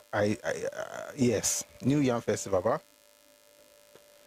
That's why I was laughing when somebody came and said, you Yoruba people, we saw the Oni, it was doing Yam Festival. When you just started, you are copying us. I was like,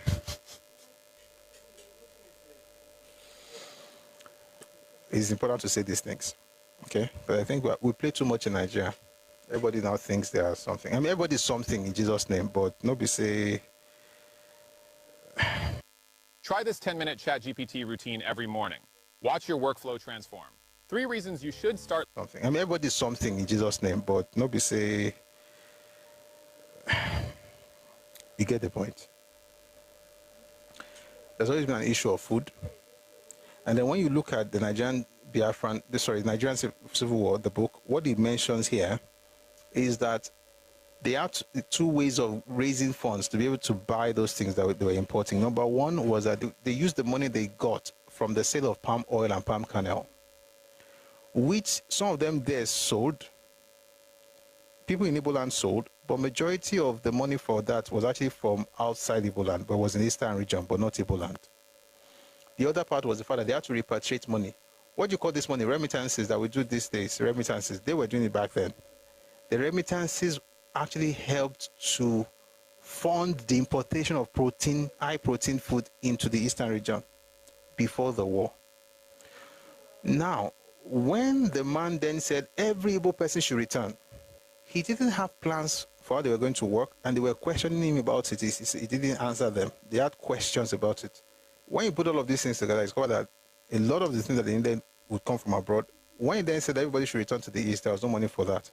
That's one. Number two, you had the issue of food being used to feed the soldiers instead of getting to the people.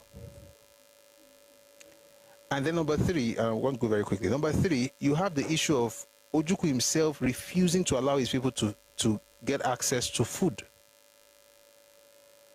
You find it in the letter by Robert Goldstein. It was written August 1968.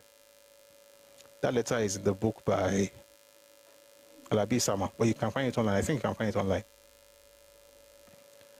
When you understand what really happened, then it becomes very clear that, listen, this person who is telling you they hate me, they did not feed me, people died.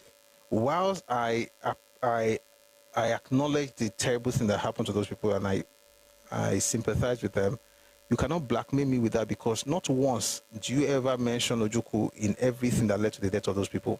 Not once do you mention the soldiers that were, taking the food that was meant for the people. All you are saying is that Awo did this, Nigeria did this, federal government did this. Therefore, you have to be able to stand away and not allow people to gaslight you with those things. And so for Yoruba people who are you're a human being. I mean, that's how you should be. You unitara, you have that passion, you have that, you have compassion, as it were, for people. You should have compassion, but you should not be naive. People use your naivety against you, and they're going to weaponize your empathy. If you talk to me now, for instance, you're from the East, and tell me the pain of the Igbos, of course, I acknowledge the terrible things that happened. And if we go into the details, there are many terrible things that happened to those people because of Nigeria. Right? But, in truth, if you really want to discuss those things, you cannot separate the Igbo from the things happening in Igbo land. And once you do that, everything changes. You're able to acknowledge the evil, but you can't blackmail me with, oh, it's your fault. Like, it's not my fault. You have parents. Right? So that's about it. If you consider the aggressive and disrespectful ways they've been conducting themselves, no pity. You know why I tell people not to go that way? Because you're going to allow people to change you and make you who they are. And that's why I say, still empathize. You know why? Because that's what makes you human. It's not about what they do. It's not about what they are doing or the narratives. If, for instance, you hear that, in the Eastern region, of course I will feel bad about it. Why? They are human beings. The point is just that you cannot use that thing to blackmail me. That's my own. It's like what happened with Boko Haram. When we hear the stuff about Boko Haram these days, for us, it's just like another day. Like, it's just news. But real people die. Real people... Everyone keeps saying they want a remote job, so I'm going to... But real people die. Real people... It affects real people. So you feel for those people like, can you let out? But that does not mean that... Imagine somebody comes now from Borno and says to you, look at what's happening. Tinubu is the president. Tinubu caused this Boko Haram issue. Like, wait, of course, no. You can't say because I have empathy towards you now, I should now say it's Tinubu's fault. It's Tinubu's responsibility to fix it. but it's not Tinubu's fault that it is happening. So if you're talking about responsibility, talk about it. But when you start, see what your people did to my people. You guys are bad people. Nigeria has destroyed us. Yoruba people, see what you did. I'm like, wait, no.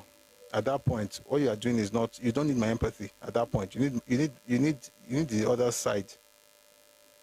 His behavior is a result of being overly pampered by Nigerian government. That's true, actually. There's no ethnic group in Nigeria that's been pampered more than the Igbos. None. And it started in the 40s.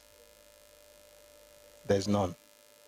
It's like when you have a brat for a child, we have to also take responsibility for that because that child did not make himself a brat. What I recommend is tough love. There is love there. So you're not doing anything because you are hating anybody. This is not hate. This is not, I don't hate you, but there's tough love. The kind of love that will make you talk to your brother and you will reach his soul and it will break down in tears and fix up. That kind of love. People think love is your brother will do something terrible. You'll not be like, he's my brother. Yeah, we are all together. Which is what Peter Obi was doing in that statement, in that speech he gave earlier. And he's somebody's brother. And so, no, that's not love. That is destruction. You're destroying your own home by yourself. Love can be tough. It's not pampering. It's not pandering. It can be tough. Like, don't do it like this. Do it this way. But what I don't advocate, I don't do myself, is hate. Like, I don't like this. I just hate them. I hate them. They've done this. I hate them. You know why? Your heart. Guard your heart. Once you allow that thing to start, you will never be able. It will be very difficult to stop. Anyone you just see their name, you just hear somebody's name is Emeka, you just be like, Ole. Meanwhile, it might actually be a good person. You will find the balance. You will find the balance. You will find the balance. Just be firm, be fair, but be firm. But don't hate and go to the extreme. That other extreme is dark. All right. My people on the platform are all on different calls. Okay, Kenzie is not on the call, so let's take Kenzie. The narrative from the eastern side, how it is entirely declined from your side. You entirely don't want to hear anything as long as it doesn't suit or sit well with what you perceive is the truth. The point is, the facts. I'm not saying that what you're saying is wrong. As a matter of fact, I agree with a good number of things you have pointed out. I've always had a similar view, even though I'm not going to make it very plain. But I somehow agree with a good number of points you made. Regardless, it is very, very obvious that you somewhat have, let me not put it in let me not use that language. Yes. Let me just make it very, very plain. But you know why? Why? Why is because, so when I read books, I usually read with an open mind. Are you sure? You're not the one that reads for me. I'm telling you now. Just hold on. I read with an open mind until I discover that the writer is taking me for granted. And so if you start your story from here and you are in A, and then suddenly you are in E, suddenly you are in G, and you are jumping and omitting what happened that led you to stuff. It's like people that give testimonies sometimes. They'll say things like, I was just at home and somebody called me and they just gave me $1 million or something. Can it happen? Of course. But they omit the fact that that person, they went to school together. The details that can help you understand what they are saying, they intentionally omit it in order to make it more cause sensation, to make it more fantastic. So I'm not saying they are lying. I'm not saying they are always lying. They lie sometimes. It's true. They lie sometimes. But generally speaking, there are gaps. And it's intentional. You know why? Because if I notice the gap in this one, let me give you an example. The interview I listened to yesterday, the guy said, the man is an elderly person. He said, Victor Banjo should have gone to Lagos. If he had gone to Lagos, he would have done it. It was his fault, and he was saying that thing. That's exactly what I saw in Madiebo's book. It was after I read when I read A Break in the Silence, that I discovered the letter. The book, by the way, was published by his own sister. I discovered the letter that Ojukwu had sent to Victor Banjo while he was in Benin. Check out this amazing tablet I got.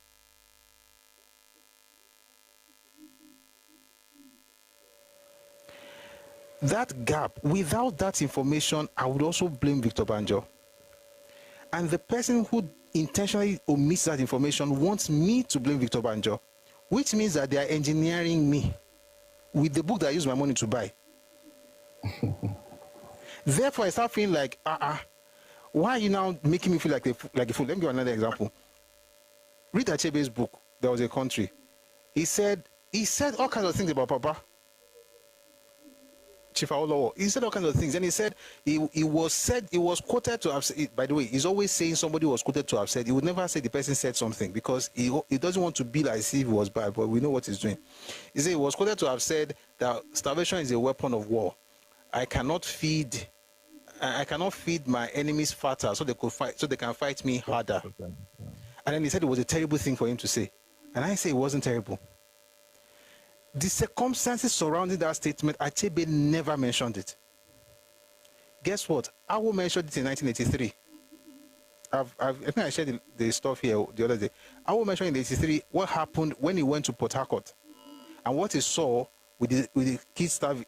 The truth of the matter is that the children were starving while the federal government was sending food to them. And then he said, if they are starving like this, having kwashoko, yet you are sending food, but the food is being diverted by soldiers. And that's why I played the video here the other day. Look at the video when they all came to Lagos to surrender to Gowon. None of them had any problem with. Look at the way they look now. All the officers were well fed. So you now say, if you are diverting food, maybe we should not even be sending the food at all. They'll be like, oh, he hates Igbos. Were the Igbos the ones fight? Were the civilians fighting? It wasn't about the civilians. The civilians were not even eating the food when the food was being sent to them. That's one. Number two, none of them, maybe I've not, because I got to a point, I just got tired of the book. Achebe's book, Frederick Forsyth's book, they would not mention Robert Goldstein.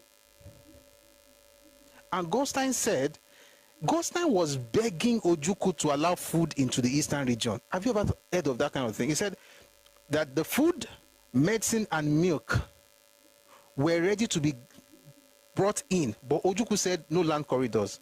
Why? Because that was the way he was able to, what's this English word? Smuggle weapons into Biafra. And there's no land corridor. They should bring it through the air, because through the air you could just easily just bring whatever you want to bring in.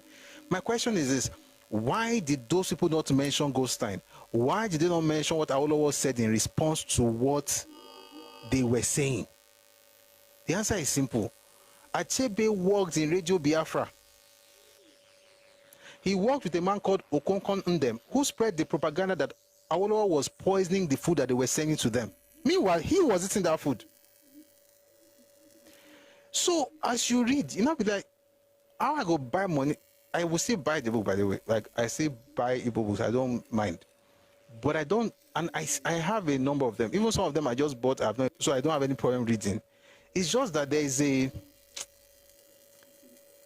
feeling you have when you expect so much from an author like Chinua Achebe, for instance, and then you just see the omissions. When you now read different books, I'm not even saying, if you notice, I rarely mention Yoruba books in this matter, and it's intentional. I don't want it to look like, oh, you believe your own people, that's not the point. When you read from other sources, everything changes. I'll give another example. When Achebe talked about the Italian workers that were detained by Ojukwu, there's a way he said it. He almost, as a matter of fact, he excused Ojukwu. But you know that was the singular incident that caused many people in Europe to turn their backs on Biafra. But we'll say it like, we have to do it because they were constituting Kinekon, they were supporting the enemy. And the people were begging, international crisis, so the world was begging for those Italian oil workers to be released. Ojukwu said no. It took a long time before he eventually acquiesced. But he just said it in passing. There's a reason for that. But you see, the point is, yeah, you can go on. But I'll just say one more thing. The point is that most writers have biases. When I write, if I'm writing, let's say for instance, if I'm writing Christian literature, I write based on the things I've been, how do I put it now? The things I believe, right? It's in the Bible, right? But it's also, there's also doctrinal nuances that you're only going to notice if you understand the difference between denominations and how people understand, Christianity. So if as an Igbo person you are writing a book, I understand that you are Igbo. I get it. So naturally, there are some things you're going to withhold or not say truly. But you see, the point is that you cannot write like that and be doing two things. Number one, claiming that you're objective. Number two, claiming that you are the victim. If you are going to omit stuff, omit it. But don't put in that thing that you are hated, you are victims, or you are better than everybody, which is what Ajebe was saying. In one burst of energy, we overtook Yoruba people. I'm like, when, where, how? So in one sentence, you are the victim. In another sentence, you are the victor. You are better than everybody. You are everything. But the things that made you the victim, you will not mention. I think it's just maybe because, again, they are products of propaganda for the most part, and it's the truth. And this is me trying to be fair. You see, even in Chimamanda, yes, it's in Chimamanda. It's the same thing. I'm sorry I spoke for long. Please continue. It's all right. So I love your last the last point you made concerning the fact that everybody most times are biased, and that also lead me to the direct question. Now, do you also have the same equivalent into Zionism in dissecting what is the truth and what is not, and what is the fact and what is not, when it's the contrary or opposite narrative? I'm talking about, let's say, from the other side. The Igbos are bringing up, or like you said, have a particular pattern of writing, and most times when you read it from the point of, let me see if, or trying to be very, very objective to try to sieve out what is the truth, what is factual, what is not really objective. How a writer or Yoruba writer or Northern writer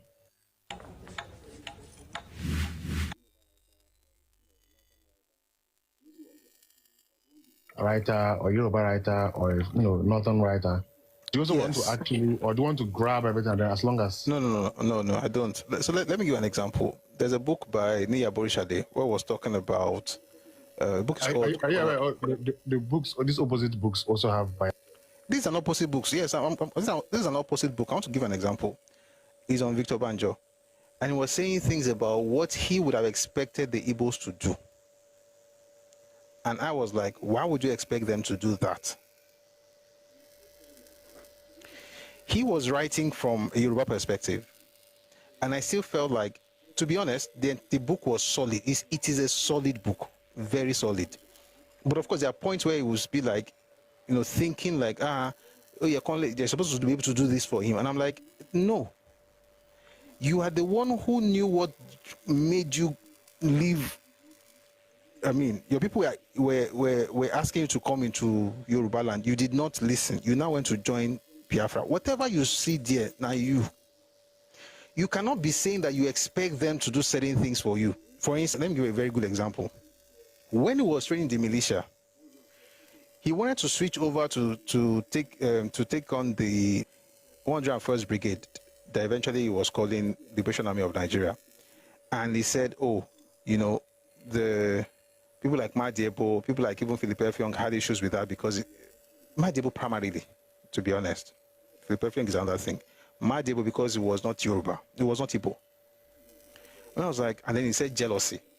So I was like, it can't just be that jealousy, no. You can't just say it's jealousy.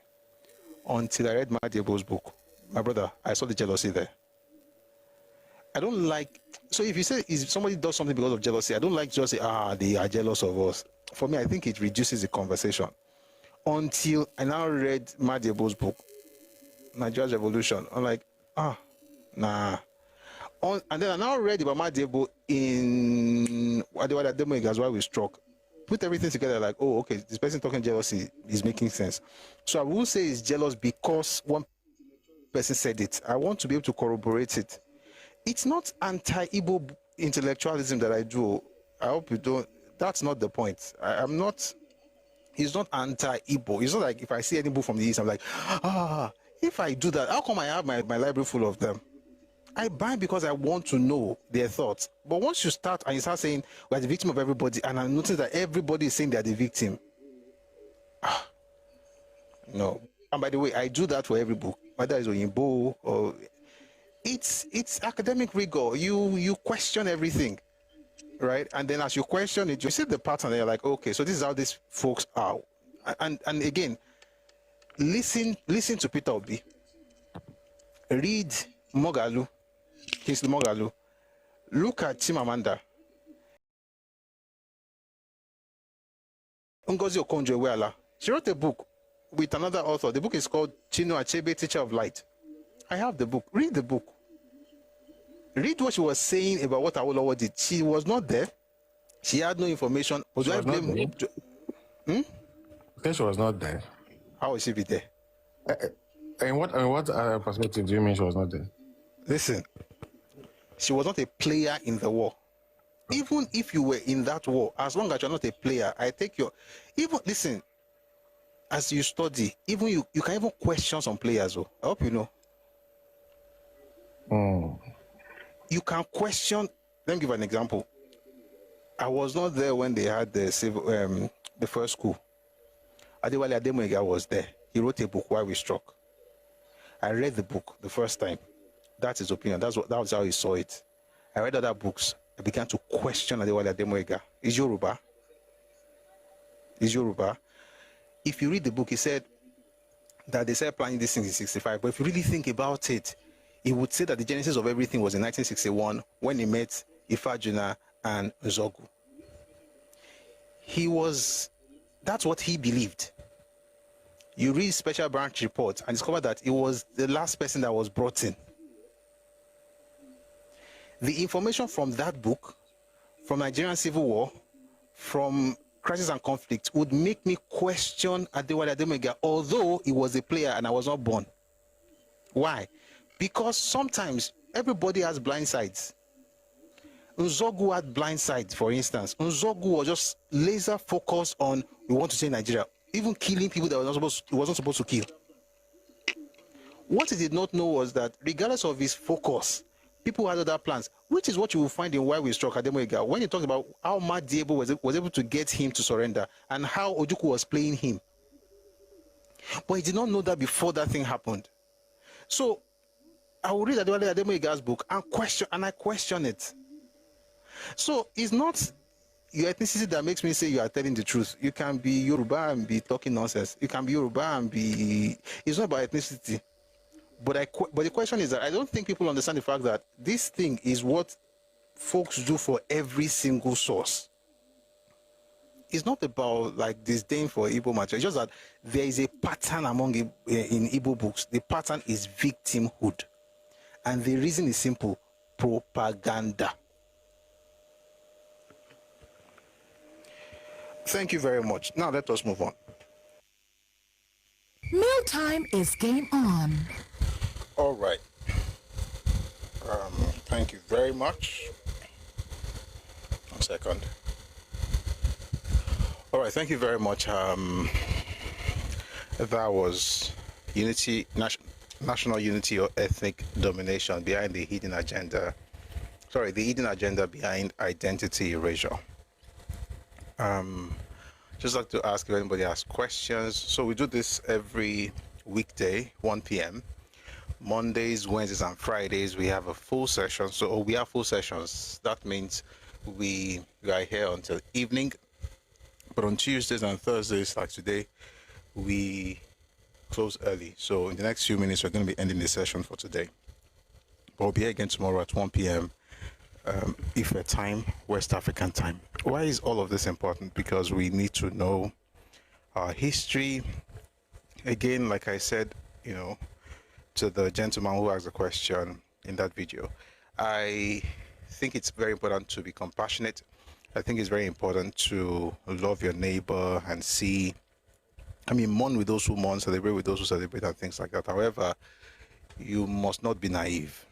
All right, and I think that for certain people in Nigeria, their whole political structure or strategy depends on people's naivety and ignorance, because what they do essentially is to weaponize that and tell you, oh, look at what you did to me, look at what your parents did to me. Meanwhile, you don't know part for him, but since we don't know any better, we tend to just open our doors in the name of compassion and empathy. And so I just feel that understanding history helps us to balance that. So there is compassion, but there's also wisdom, right? There's empathy, but there's also knowledge. Like, you know exactly what you're doing, not just being bamboozled by people who have ulterior motives.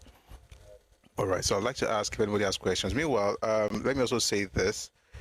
Tomorrow, so there's something báyìí wọn pè náà awuyewuye kan ń ṣẹlẹ̀ ó ti gbọ́dọ̀ ti ń ṣẹlẹ̀ ìmí tún jáde lánàá lónìí báyìí àwọn èèyàn ń sọ̀rọ̀ lórí ẹ̀ ọ̀rọ̀ mọ̀mọ́ ń sọ Yorùbá ni o ọ̀rọ̀ Aláàfin àti Ọọ̀ni oníkàkùn ń béèrè oríṣiríṣi tó bá di ọ̀la máa fẹ́ ká farabalẹ̀ sọ̀rọ̀ yẹn, right? a máa sọ kùnà. Well, if you lè sọ lẹ́ka tó lọ síbi ọ̀rọ̀ tàbí sọ lọ́la gan tó ọ̀la tomorrow we're supposed to discuss Awolowo, Zik, and the Constitution like we started yesterday. We're going to continue. We should continue that tomorrow. So we'll see what we can cover on the Oyo Ife historical matter, and then we'll go on from there. But let me say something. You see, there's a time when, and I'm coming back to the clown that wrote something in the comment section. You're the one I'm going to end with. You see, when the Benins were rewriting history, and we'll bring books and try to, correct the things they're saying or they were saying, and they still do, by the way. I mean, I think people, if you have nothing to hold on to, you hold on to what doesn't exist. So for some reason, that's what a lot of people from Benin would prefer to hold on to. But that's their business. But here's the point. A lot of people were cheering us on when we read, and I was reading all these different materials, and I was having conversations based on history. Now, some of you are actually quite interesting, because now you're doing exactly what the Benin guys did by writing Yoruba history and placing somebody ahead of the other, which is absolutely ridiculous. Now, I know some of you are my supporters. Some of you, support what we do here. Meanwhile, we have a bank details up here. If you want to support us, please do. So I know that some of you actually support us, but like I always say, I don't pander to anybody, right? I respect everyone, and I appreciate your support, but I don't think you should change history because of people's support. Okay? And that for me, I think is just a very ridiculous thing. But I will just say this before I go on. Oyo is a very, very important town, and the throne is very important in Yoruba land, and it's a very important kingdom. And the Aláàfin is an important king, but he's not the head of Yoruba people. If the definition of Yoruba that we're working with is all of us, and I'm going to talk more about this tomorrow. People tell you that, okay, can you come back on about Yoruba? Or shaking off Yoruba. My question is the same thing I ask folks. I say it a lot. When we say Nigerian unity, I say define the terms. What does unity mean? So my question to people always shouting that is like, what does Yoruba mean? If Yoruba refers to people in Oyo, then you would be right. If Yoruba refers to people in Ondo and Ekiti and Ife and in far-flung places all over the place, then he's not. The Aláàfin was the head of the Oyo Empire, and the Oyo Empire does not even exist anymore. Even at the height of the Oyo Empire, it was not all Yoruba people that were under it. And the best I can do is to respectfully explain these things, but I don't cower and I don't pander, because I get messages, and so with all the love in my heart, with all the respect, we're going to talk about some of these things. What makes Ife what Ife is, Oyo doesn't come close. And the nonsense that they're brandishing about right now, asking the king, saying they give only 48 hours, is stupid. I don't care who wrote that thing. for any human to actually to write a letter to the Oni and say, I'm giving you 48 hours. The writer doesn't have sense. We're going to talk more about that tomorrow. I'm from Ife. But you know, the thing about life is this. When the Oni said what he said about the Igbo, I spoke about it. I said the Igbo that are from Ife are the Ugbo, not the Igbo. Even though I know that Onirisha is, and Myoto can't correct him, but I can explain what happened in history. It's the same way we're going to talk about this thing, but that letter is just around nonsense. And people who are smart should have, stopped that thing. This is not the time. This is one of the reasons I say we don't discuss history enough. This nonsense that's happening right now, and I'm calling it nonsense, and I hope that some of you may not like what I'm using, but it's actually very exasperating. It's infuriating. This is not what Yoruba should be talking about at all. Not now. You say, you know, Yoruba sọ pé ta ló jù ta ló. Báwo ni mama bàbá bẹ́ẹ̀ sọ pé ta ló jù ní èmi àti ẹ̀. Kò ń ṣe ẹgbẹ́ ẹ̀ kì í ṣe bàbá ẹ̀ ó ní bàbá bẹ́ẹ̀. That's not even the thing to be discussing at this point. This was the thing that I was trying to do. You know, I was doing Egbe Mojojo and I was saying something, look around so codedly. Arankota won't try to essentially create a situation where we can reclaim our identity. People are taking us back to the 1800s with this ridiculous ego that has no basis in history or in reality. This ego has no basis in history, because if you really talk about the history of these people that are talking, and I don't like to do it, this Oyo is not the original Oyo. It's not even the second one. How did they get here? Who settled them there? Who was the one who financed the relocation to that? Okay, I'm all right, but I'm hoping that we don't have to get into all of those things. The point is that we should have cohesion and unity, but I don't believe in unity. That unity is about I don't believe in it. It's the same thing that Igbos tell you, we are all one. Therefore, I can come and do anything. So when people say things like, let's just say we are united. No, we are united. But Oko Kinjekti Baba Tomokoma Lala. So tomorrow, like I also, if you've also noticed, if there's anything I want to say that's very heavy, I would rather read those things than to say those things, and then I'll now explain so that there is context for what I'm saying. But I just think that this is actually taking us backwards. I think people are unable to create anything in the present, and all they do is to latch on to something that existed, that stopped existing long before their great grandfathers were born. Right? So this is not, to make it very clear, the Alaafin of Oyo is a very, very important king in Yoruba land. Very, very important. You cannot let Koyo Kabesi Kokere. But Oyo is not the head of Yoruba people. Oyo is the head of Oyo Empire. Right? Oyo is the head of the Oyo Empire. Or was the head of the Oyo Empire, because Oyo Empire ceased to exist a long time ago. The Oyo Empire lasted 200 years. About 200 years, 2 centuries. Ife lasted for 400 years. But you know what? Even if Ife lasted for one day as an empire, it's still bigger than Oyo. It's not even about the fact that it was there for 400 years. It's not even that. It's the fact that the birth of what became Oyo Kingdom was done by a man who was also an Oni of Ife. And I'll see what I can say tomorrow. The ones I can say, I will say. And I hope that, people have been asking me, I've told you, I've received calls, even on deeper matters. For instance, what happened with the Oyotunji man that was in Ife, that was in Oyo, I went back to the US and something happened. I received calls, why not talk about this? Let's do it this way. I just feel that what should be paramount is the growth of the people, right? Now, the person who wrote Oyo is Diri Yoruba. You don't have sense. You're very dumb. And this is the funny thing. You guys have these sessions where you talk about Igbo people. You are as primitive as them in your thinking. When did you start having real Yoruba and unreal Yoruba and fake Yoruba?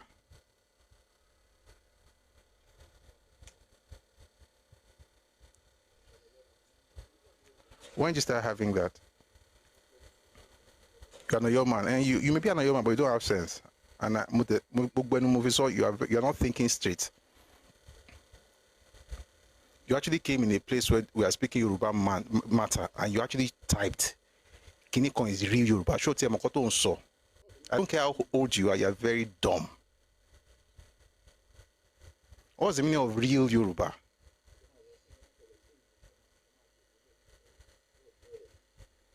Adema won't sing the one kebe so important say debole bi pere bi opere. Kinikon is real Yoruba. So one capital letters. And that no roni.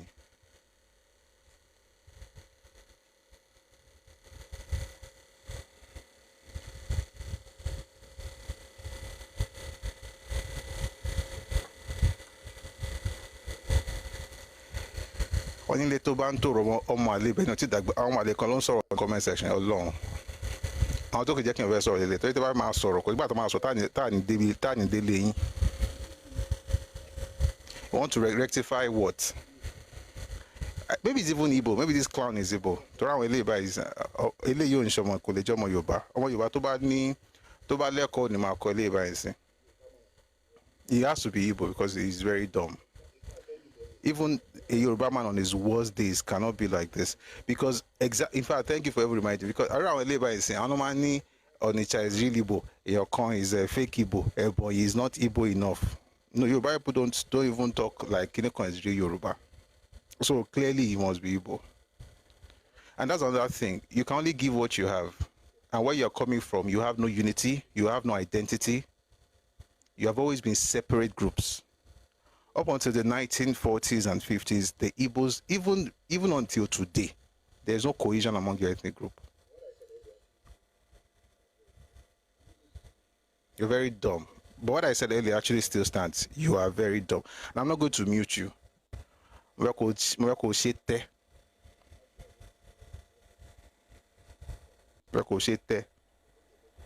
way I'll be able to say what I think you really need to hear. So I'm not muting you yet. Keep typing. You're going to eventually tell me your father's name. But back to the matter, Jare. Ìkọ́tà on Baba Eshe in 1945, where they were trying to unite the whole group. I think our job really is to build on that. Right? Is to build on that, not to begin to. And again, if you want to have an empire in 2025, you have to go all the way back to 2025. Sorry, you have to go all the way back to the 17th or 18th century. Kimoti and Sogono, yes, that's why they became. Oyo became an empire in the 17th century, and that lasted until the 19th century. If it was 11th to 15th, there was no Oyo as a town, as a city. We'll get deeper into some of these things tomorrow. I think it's important to mention it. And I'm saying this, King Koko son saying some of you are, like, you cannot, we are your people. I love you. I like your support, but I don't really care, I'm not one of those people who will, dance to your tune just because that's what you prefer. If we're discussing history is sacrosanct. It doesn't really care about your feelings. And that's what I've said it several times. There are things that happen from in Yoruba land to that way. About mess up and be the thing is be respectful, but not to change history.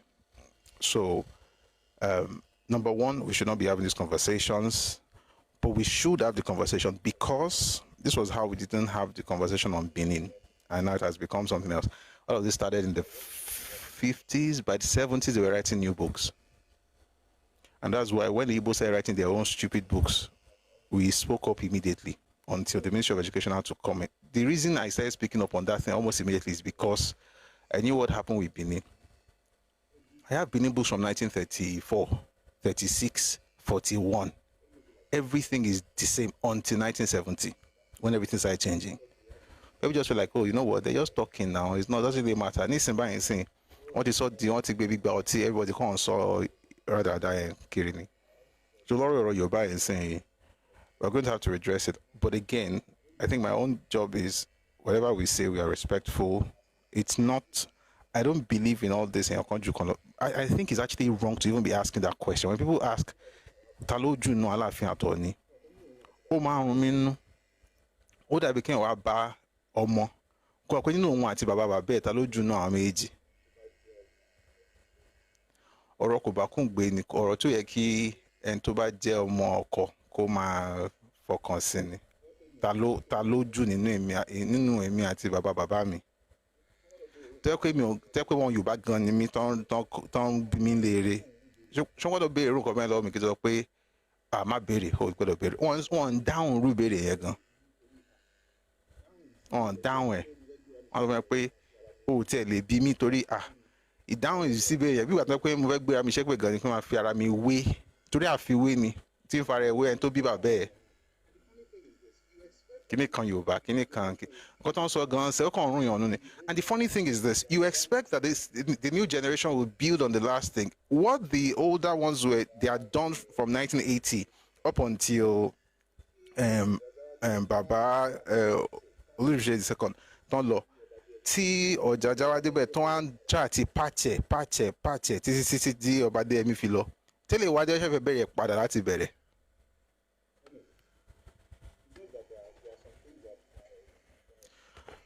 Anyway, it's just that there are some things that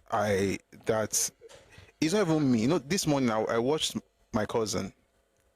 I won't tell you his name. He's quite popular. I mean, he's very, very big in entertainment. I mean, yeah, sure. He has this platform. He was saying some things about like, number one, it didn't go deep. But where it is, I'm not sure I want to reach there. There are things that people are quiet on. It's not because you are all that. It's because folks just think it's necessary. Folks just think it's necessary. That's why they're not talking about it. And I still don't think that's the goal. The goal is to, like I always say, focus on Egbe Modua.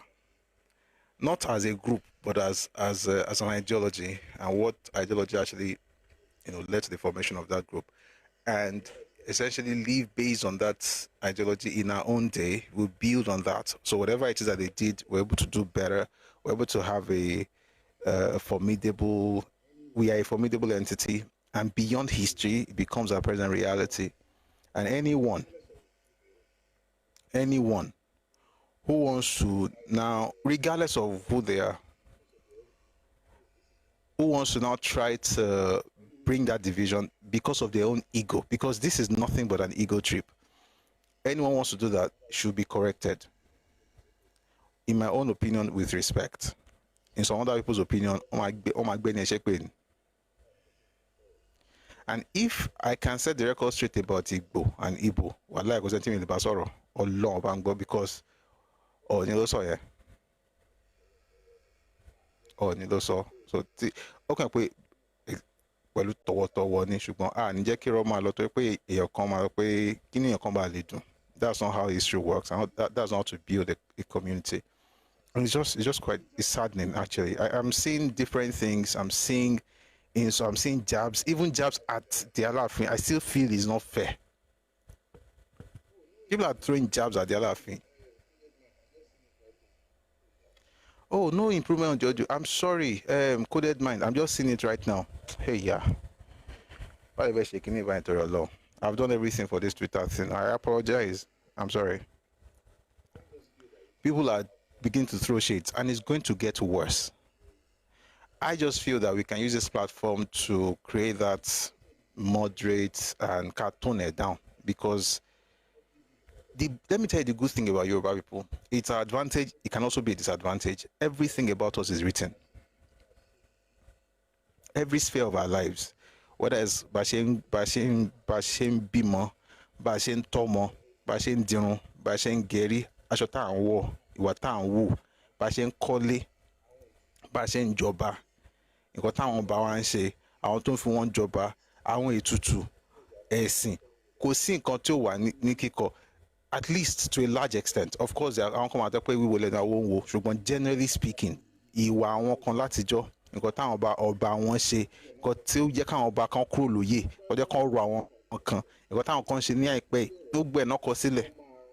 Ẹ tán bá wá láti ibi tí wọ́n ti kọ nǹkan ẹ̀ sílẹ̀, nǹkan tó fi dá ni pé lórí ọ̀rọ̀ yẹn ó máa ran ń bọ̀ o kí ló ń lọ. What is this clown now? Are you a slave? Are you the Igbo slave?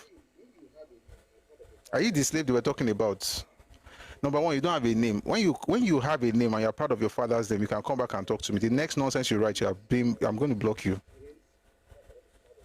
You are faceless, you are nameless, you are ashamed of your parents, your father cannot be proud of you, and you are here talking to me. Get some brains. What was I saying? Àwọn táwa láti inú ẹ̀yà tẹ́ pé wo nǹkan tó wà lára nípa wa, ìtàn wa, àṣà wa, èdè wa, ìṣe wa, ẹ̀sìn wa, wọ́n kọ gbogbo ẹ̀ sílẹ̀. Ibi tó fi dá ni wípé ó máa ṣeéṣe fún wa láti tètè mọ̀ nǹkan tó ṣẹlẹ̀, láti tètè kọ́ ẹ̀kọ́ nípa nǹkan tó ti kọjá sẹ́yìn, so àsí nínú òkùnkùn. Ṣùgbọ́n téèyàn bá parọ́, ó máa jẹ́ kó tún ṣeéṣe náà láti ja ẹ̀rọ òǹtọ̀hún.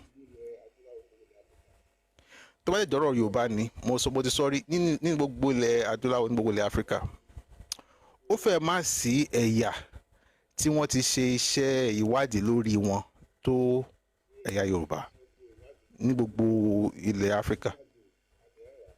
Ṣé ẹ̀yà tó wọ́n á ṣe gbogbo ìwádìí tó pé gbogbo ìwé tó dẹ̀ ń ṣe yẹn wọ́n ń jáde o, àdẹ̀ ń rà, wọ́n ń kọ́, à ń kà, tí gbogbo ìwé yẹn wá ń ta ìtọ́kọ láti ìhà àwọn kan àmọ́, ìtọ́kọ láti àwọn ìhà àbòmí, ìtọ́kọ tó yẹ pé ó kárí gbogbo wa àmọ́.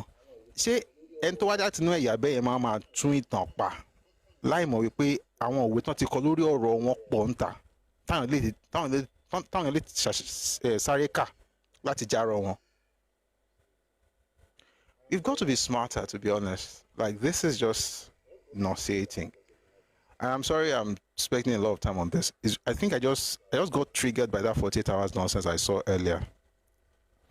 48 hours from Tani. We'll talk about that deeper tomorrow, but not about the 48 hours. Is actually understanding history. And the beautiful thing about this, somebody wrote something on Twitter today. I was just laughing. He said, this thing is not if people even responding. If you see what people are saying, I just hope that it doesn't go deeper. It's not if people is talking back. It's different. Ṣé àwọn ẹgbàálẹ̀ kan wá sọ story fún ẹ kó wá lọ gbọ́ káwọn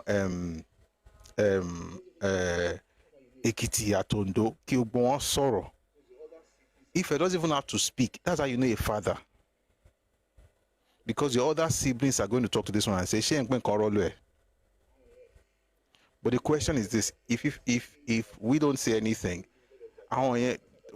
go number or go come, they might say things that come on also I cannot sorrow.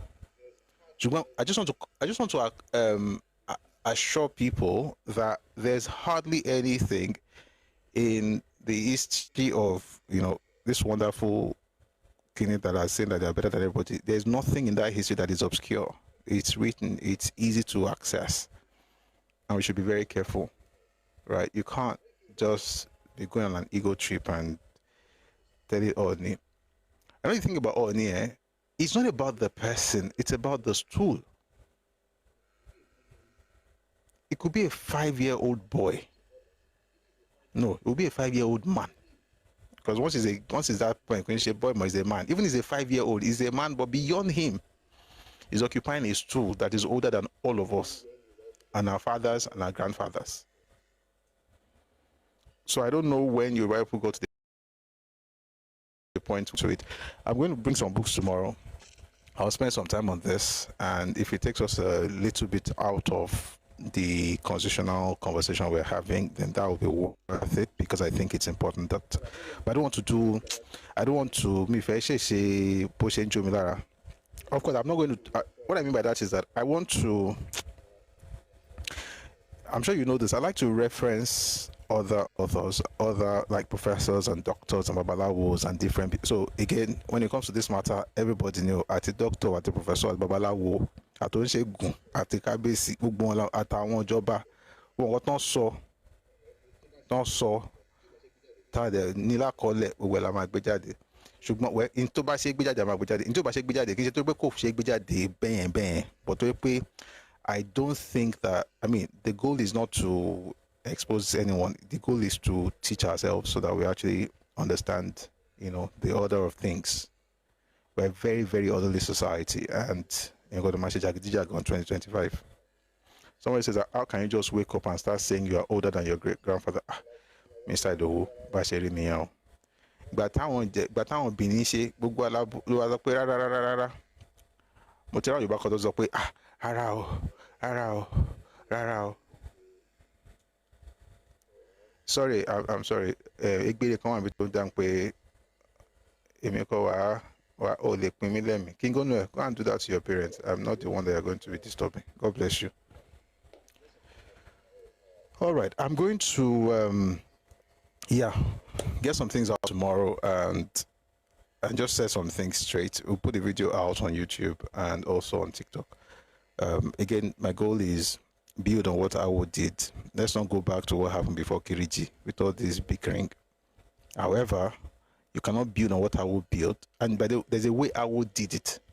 When they were going to re-establish Ẹgbẹ́ in Nigeria, it was in Ife. When Baba wrote, when they were in the UK, 1944, he got to the UK, 1945, they started Ẹgbẹ́ Odùduwà. As soon as they started, they wrote letters to all the kings and everybody. There was only one king that responded. He's their father that responded. The only. They wrote letters to many, but let me not say all, loads of kings. And I'm not saying all because I want to leave that allowance. And lots of leaders. Oni was the only king, and 3 other Yoruba people were the ones that responded to the letters. And when they got to Nigeria, they reestablished it in Ife. There's a reason. There's this thing called Ẹgbẹ́ Odùduwà. It's not much ago. And this is disrespectful, Mosha. Because who is Shango's father? Oromiyan. Even, you know what? Even Oromiyan is, who was the first Aláàfin, is the one who was Oduduwa's grandson, not his son, grandson. His own son, he had Ajaka, and then he had Shango. And Shango became very great, you know. But since when did we begin to do all this? Everybody be all right. We'll do this tomorrow, right? We're going to spend a lot of time on it, but I'll make sure that I'm going to, everything I'm saying, I'll try and read a lot so that way, you know that I'm not just saying stuff, but it's important that we set the record straight, especially because of this generation. Guys, if you know what happened between 1980 and 2015, between these two places, you're not going to like to have anything like that again. And it's all because of personal egos. It has nothing to do with the history of the place. Because in the history, there's nothing. You can't even become a king without having to visit Ife. How? Where are you going to get your authority from? So in the history of the people, it's not there. What changed really was, colonization did its own. Right? And then there's ego as well. There's colonization to Shetie, to Dalgbonkonru. And thank you wrote it there. Thank you. You said politics na inkosam. You are right. Colonization on Shetie. By the time we got to the 1940s, those people, by the 50s, they were restructuring things. Why do you think an Aláàfin was deposed?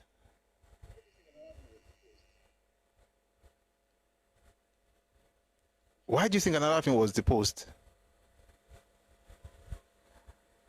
This was before independence, by the way.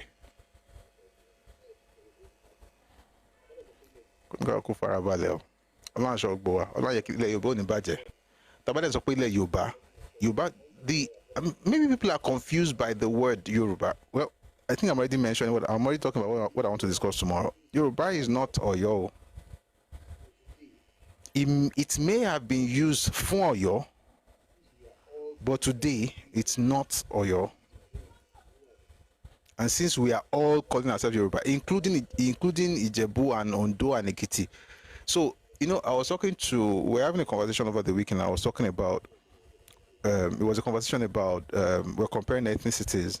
And so somebody came up with the idea like, okay, the time they started calling everybody Yoruba. And I said, okay, so that's a question of nomenclature, not a question of identity.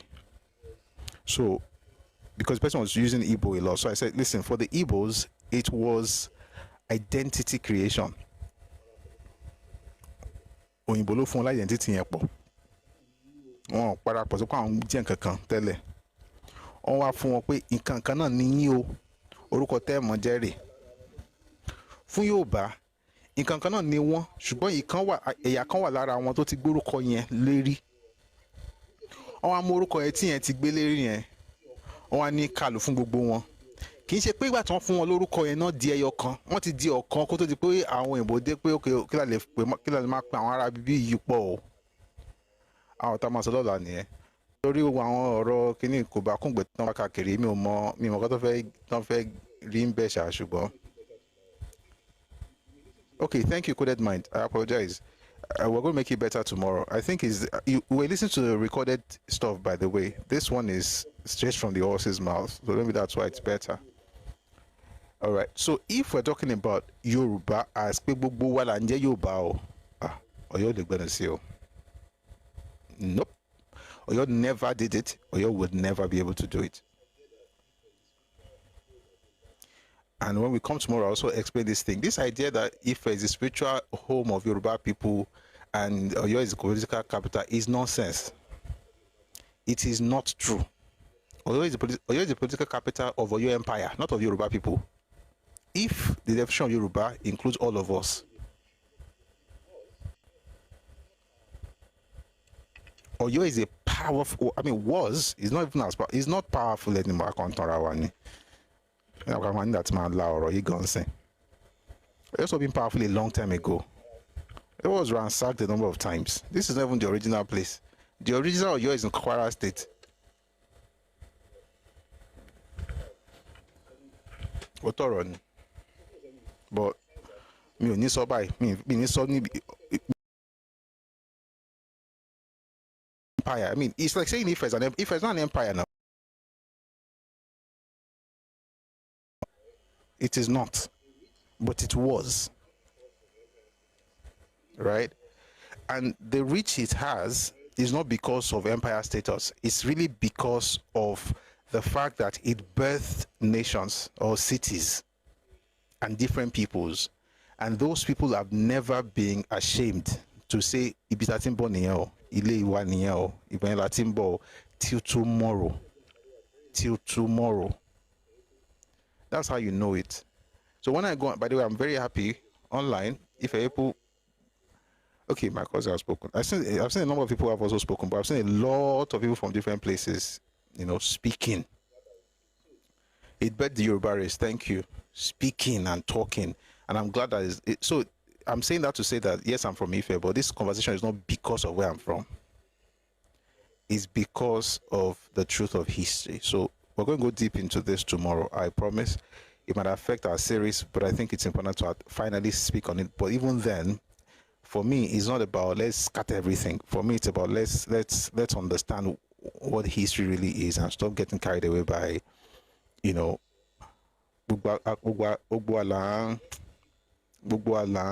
so let's just keep let's keep the house standing, right? But let's not do this thing where Oni is not just, he is a spiritual head, but he's not just the spiritual head. He is not a priest. Oni is not a priest. This spiritual head thing came from Oyibo. That idea to be calling just spiritual head. Now Oyibo give us.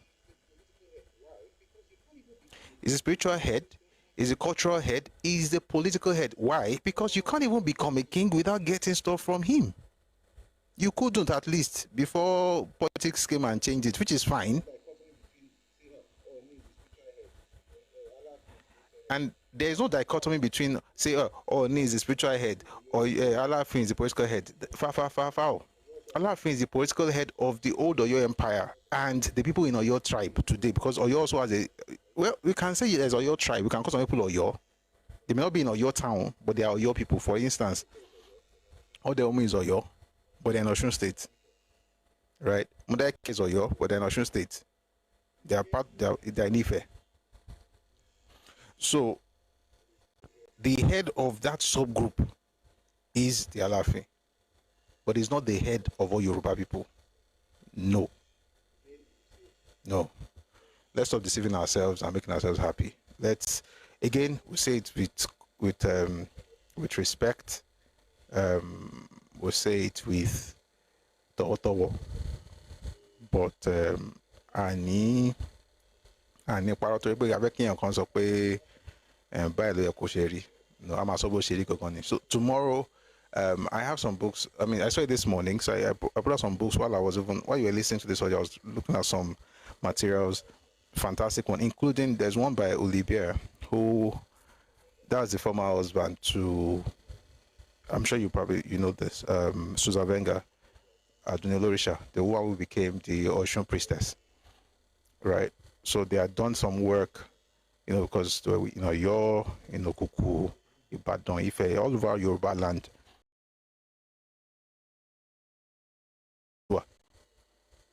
That's the title of the book. There are some materials we're going to read from tomorrow. Yoruba history. We'll do just a little, and then. But I'm glad that we have this new structure, so that it's not like everybody will come up and say, "I have something to say," especially with anger and fights. We're not fighting anybody. We're going to set the record straight. So that's going to be tomorrow, 1 p.m. Ife time, West African time. So please join us. Somebody says here, the Alaafin is not different from Oluwoviwo. Enemy Ogbaye. I can't say that. You know the funny thing, what you just typed. Let me even tell you the correlation between those two groups. Sorry, the two kings. I can't say it the way you said it. I mean, I think that's so heavy. So, if I had a female king or queen regent, her name was Luwo Gbagida. Luwo's son was Telu. Telu was the one who founded Iwo. So the kings of Iwo are traced to the palace of Ife. Telu was the son of Luwo, right? And Oromio was a grandson of Oduduwa. So the Oduduwa connection is everywhere. That's the point. I will say that the Oduduwa connection is everywhere. And they are children of Oduduwa.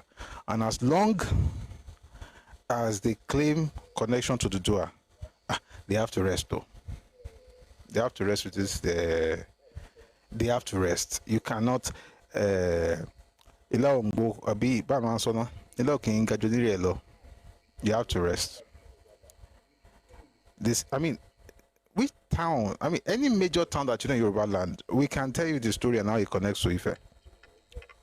And let me tell you, no, not today. Tomorrow. But all of us, let's just learn history. The important thing is let Yoruba land, Yoruba land should do well. Yoruba land should grow. We should keep whatever it is our fathers have done. And if there's anybody who is trying to threaten that unity, we should respectfully speak on the matter, because there are people, for instance, who will hear these things and then go all out and just. All these things started after this man became king. Koti Kadungan. Oshumelo ni. Koti Kadun. Somebody says not all the Yoruba kings are Oduduwa son. I don't think you heard what I said. And the fact that you're typing this thing over and over again will probably get you blocked. Sometimes people listen with their fingers. You are typing what you think you heard me say. Maybe when I'm done, go back on YouTube and rewind, and then you hear exactly, because I'm not going to repeat it. You hear exactly what I said. and the ones who were not birthed by him, we can tell you their connection with the city. Again, this is the thing with not telling people's story, history. You know what? Right now, with the structure we've created on TikTok and YouTube, we have the liberty of saying some things now. In other words, we have a structure where, you know, people could just, if you disagree, you can come later. Not that in the middle of that thing you'll be saying Mugba. So hopefully, I mean, this of course will help us to set some things right. No, I'm not. It's okay if you think I'm misunderstood. Again, you have to understand context. You have to read the room. Sorry, sound calm. Really, I'm not happy.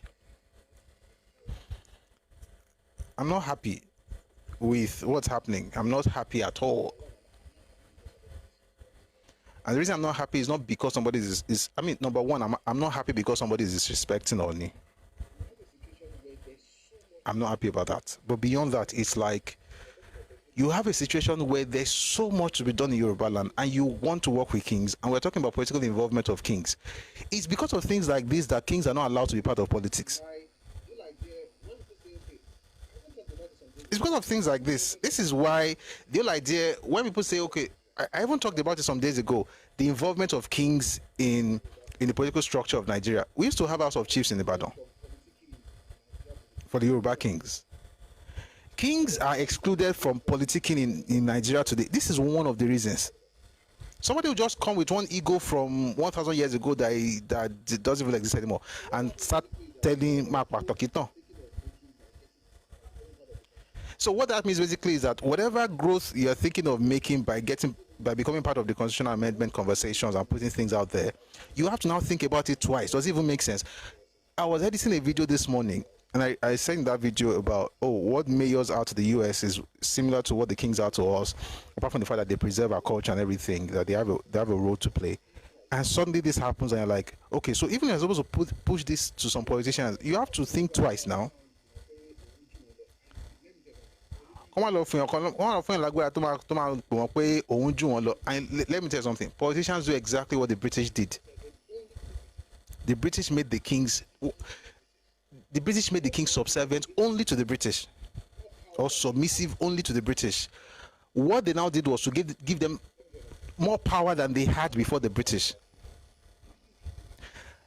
Let me tell you something. Some of the powers that people are shouting that they had, they didn't have it before the British came. The British gave it to them when they started the indirect rule system. They made them very autocratic. No king in Yoruba land was autocratic before the British. None. Because everybody copied the exact same system from Ife, where you had checks and balances. There was your Ogboni there. They would ask you questions. You couldn't just do anything you wanted to do. There was Oyomesi in Ife. In Oyo, but there was Iwaefa in Ife. There was Ogboni, you get to Ijebu, it's called Oshugbo. The checks and balances were there. The Oyimbos came, removed the checks, and then made these people very powerful, but submissive to the Oyimbo. The British left, and then the government, our own government, now said, guys, Enyoba, you are going to be reporting to our guys. We may be Nigerians, but we are the government now. So they cut them to size. Somebody says, no, not in Kwara, but so close. Katunga is situated close to Igbeti in Oronshogo. Odoyo Park is inside the Kwara State too. Emeji no move. I move logbo. 16 Hills. Emeji no move. Ibi tó wà ń sìn yìí kì í ṣe àkọ́kọ́ kì í ṣe kejì o. Wọ́n lọ́kọ́ kúrò mi tán wà. Wọ́n lọ sí Ìgbò láti Ìgbò náà tó wá dé ibi tó wà ń sìn yìí. No problem. Mobadola, we'll go deeper into this. Again, everybody was talking. Please, let's be measured. I can't even stop anybody because I see people are angry, man. And the beauty is that the people who are angry are not even from Ife. It's just this kilo fagbo it is well. All right. Thanks to everyone who was a part of today's session. We usually end by 3 on Tuesdays and Thursdays. We're going to end we're going to end right now. We're going to go deeper into this, I promise, on Wednesday, that's tomorrow, 1 p.m. I have some things to share. It will be about Ife and Oyo, the importance of both cities.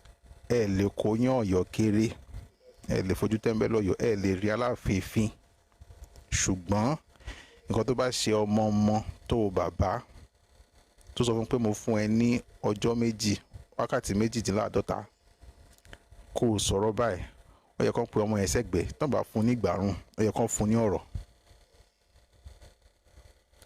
Someone says not even Oyo State. Of course, it wasn't Oyo State. Oyo. Let all of us respect ourselves. Let's respect the kings, but let's also respect history. But who has been domination, the hidden agenda behind identity erasure. We've talked about that, so I'm sure you got the message. You know, respect everybody in Nigeria, but don't let anybody gaslight you with we are one. We are one that will let you lose your place. It is not oneness. And in this Oyo Ife matter, we're going to talk about it tomorrow. There's nothing like spiritual head and political head. They are two different. It's not. That's not how it happened. And when we come tomorrow, we'll go deeper into it. So thank you very much for being here. We're going to have our anthems now. And thank you for your support on the live sessions. So tomorrow, 1 p.m. Ife time, we'll be here and we're going to have a fantastic time discussing that matter. And then if there's time afterwards, we'll continue with the series Awolowo Azikiwe on the Nigerian Constitution and how it was created. And that would be a fantastic session as well. So thank you very much for being here. I'll see you again. For folks on YouTube, we're about to play our anthems. We usually play anthems Tabati Wasi Bibai and sing. Sorry, Tabati Wasi Bibai. Amangbo Orin Akojade. Atoni Akowole. So Orin Akojade wa ni Orin hymn number Kino. Orin Nigeria. The Nigerian anthem and also the Yoruba anthem. But for folks on YouTube, usually I have copyright issues, so I'm going to have to let you go. And then we'll just go straight into it on TikTok and on Twitter. So thank you very much on YouTube. Have a lovely day. I'll see you tomorrow, 1 p.m. If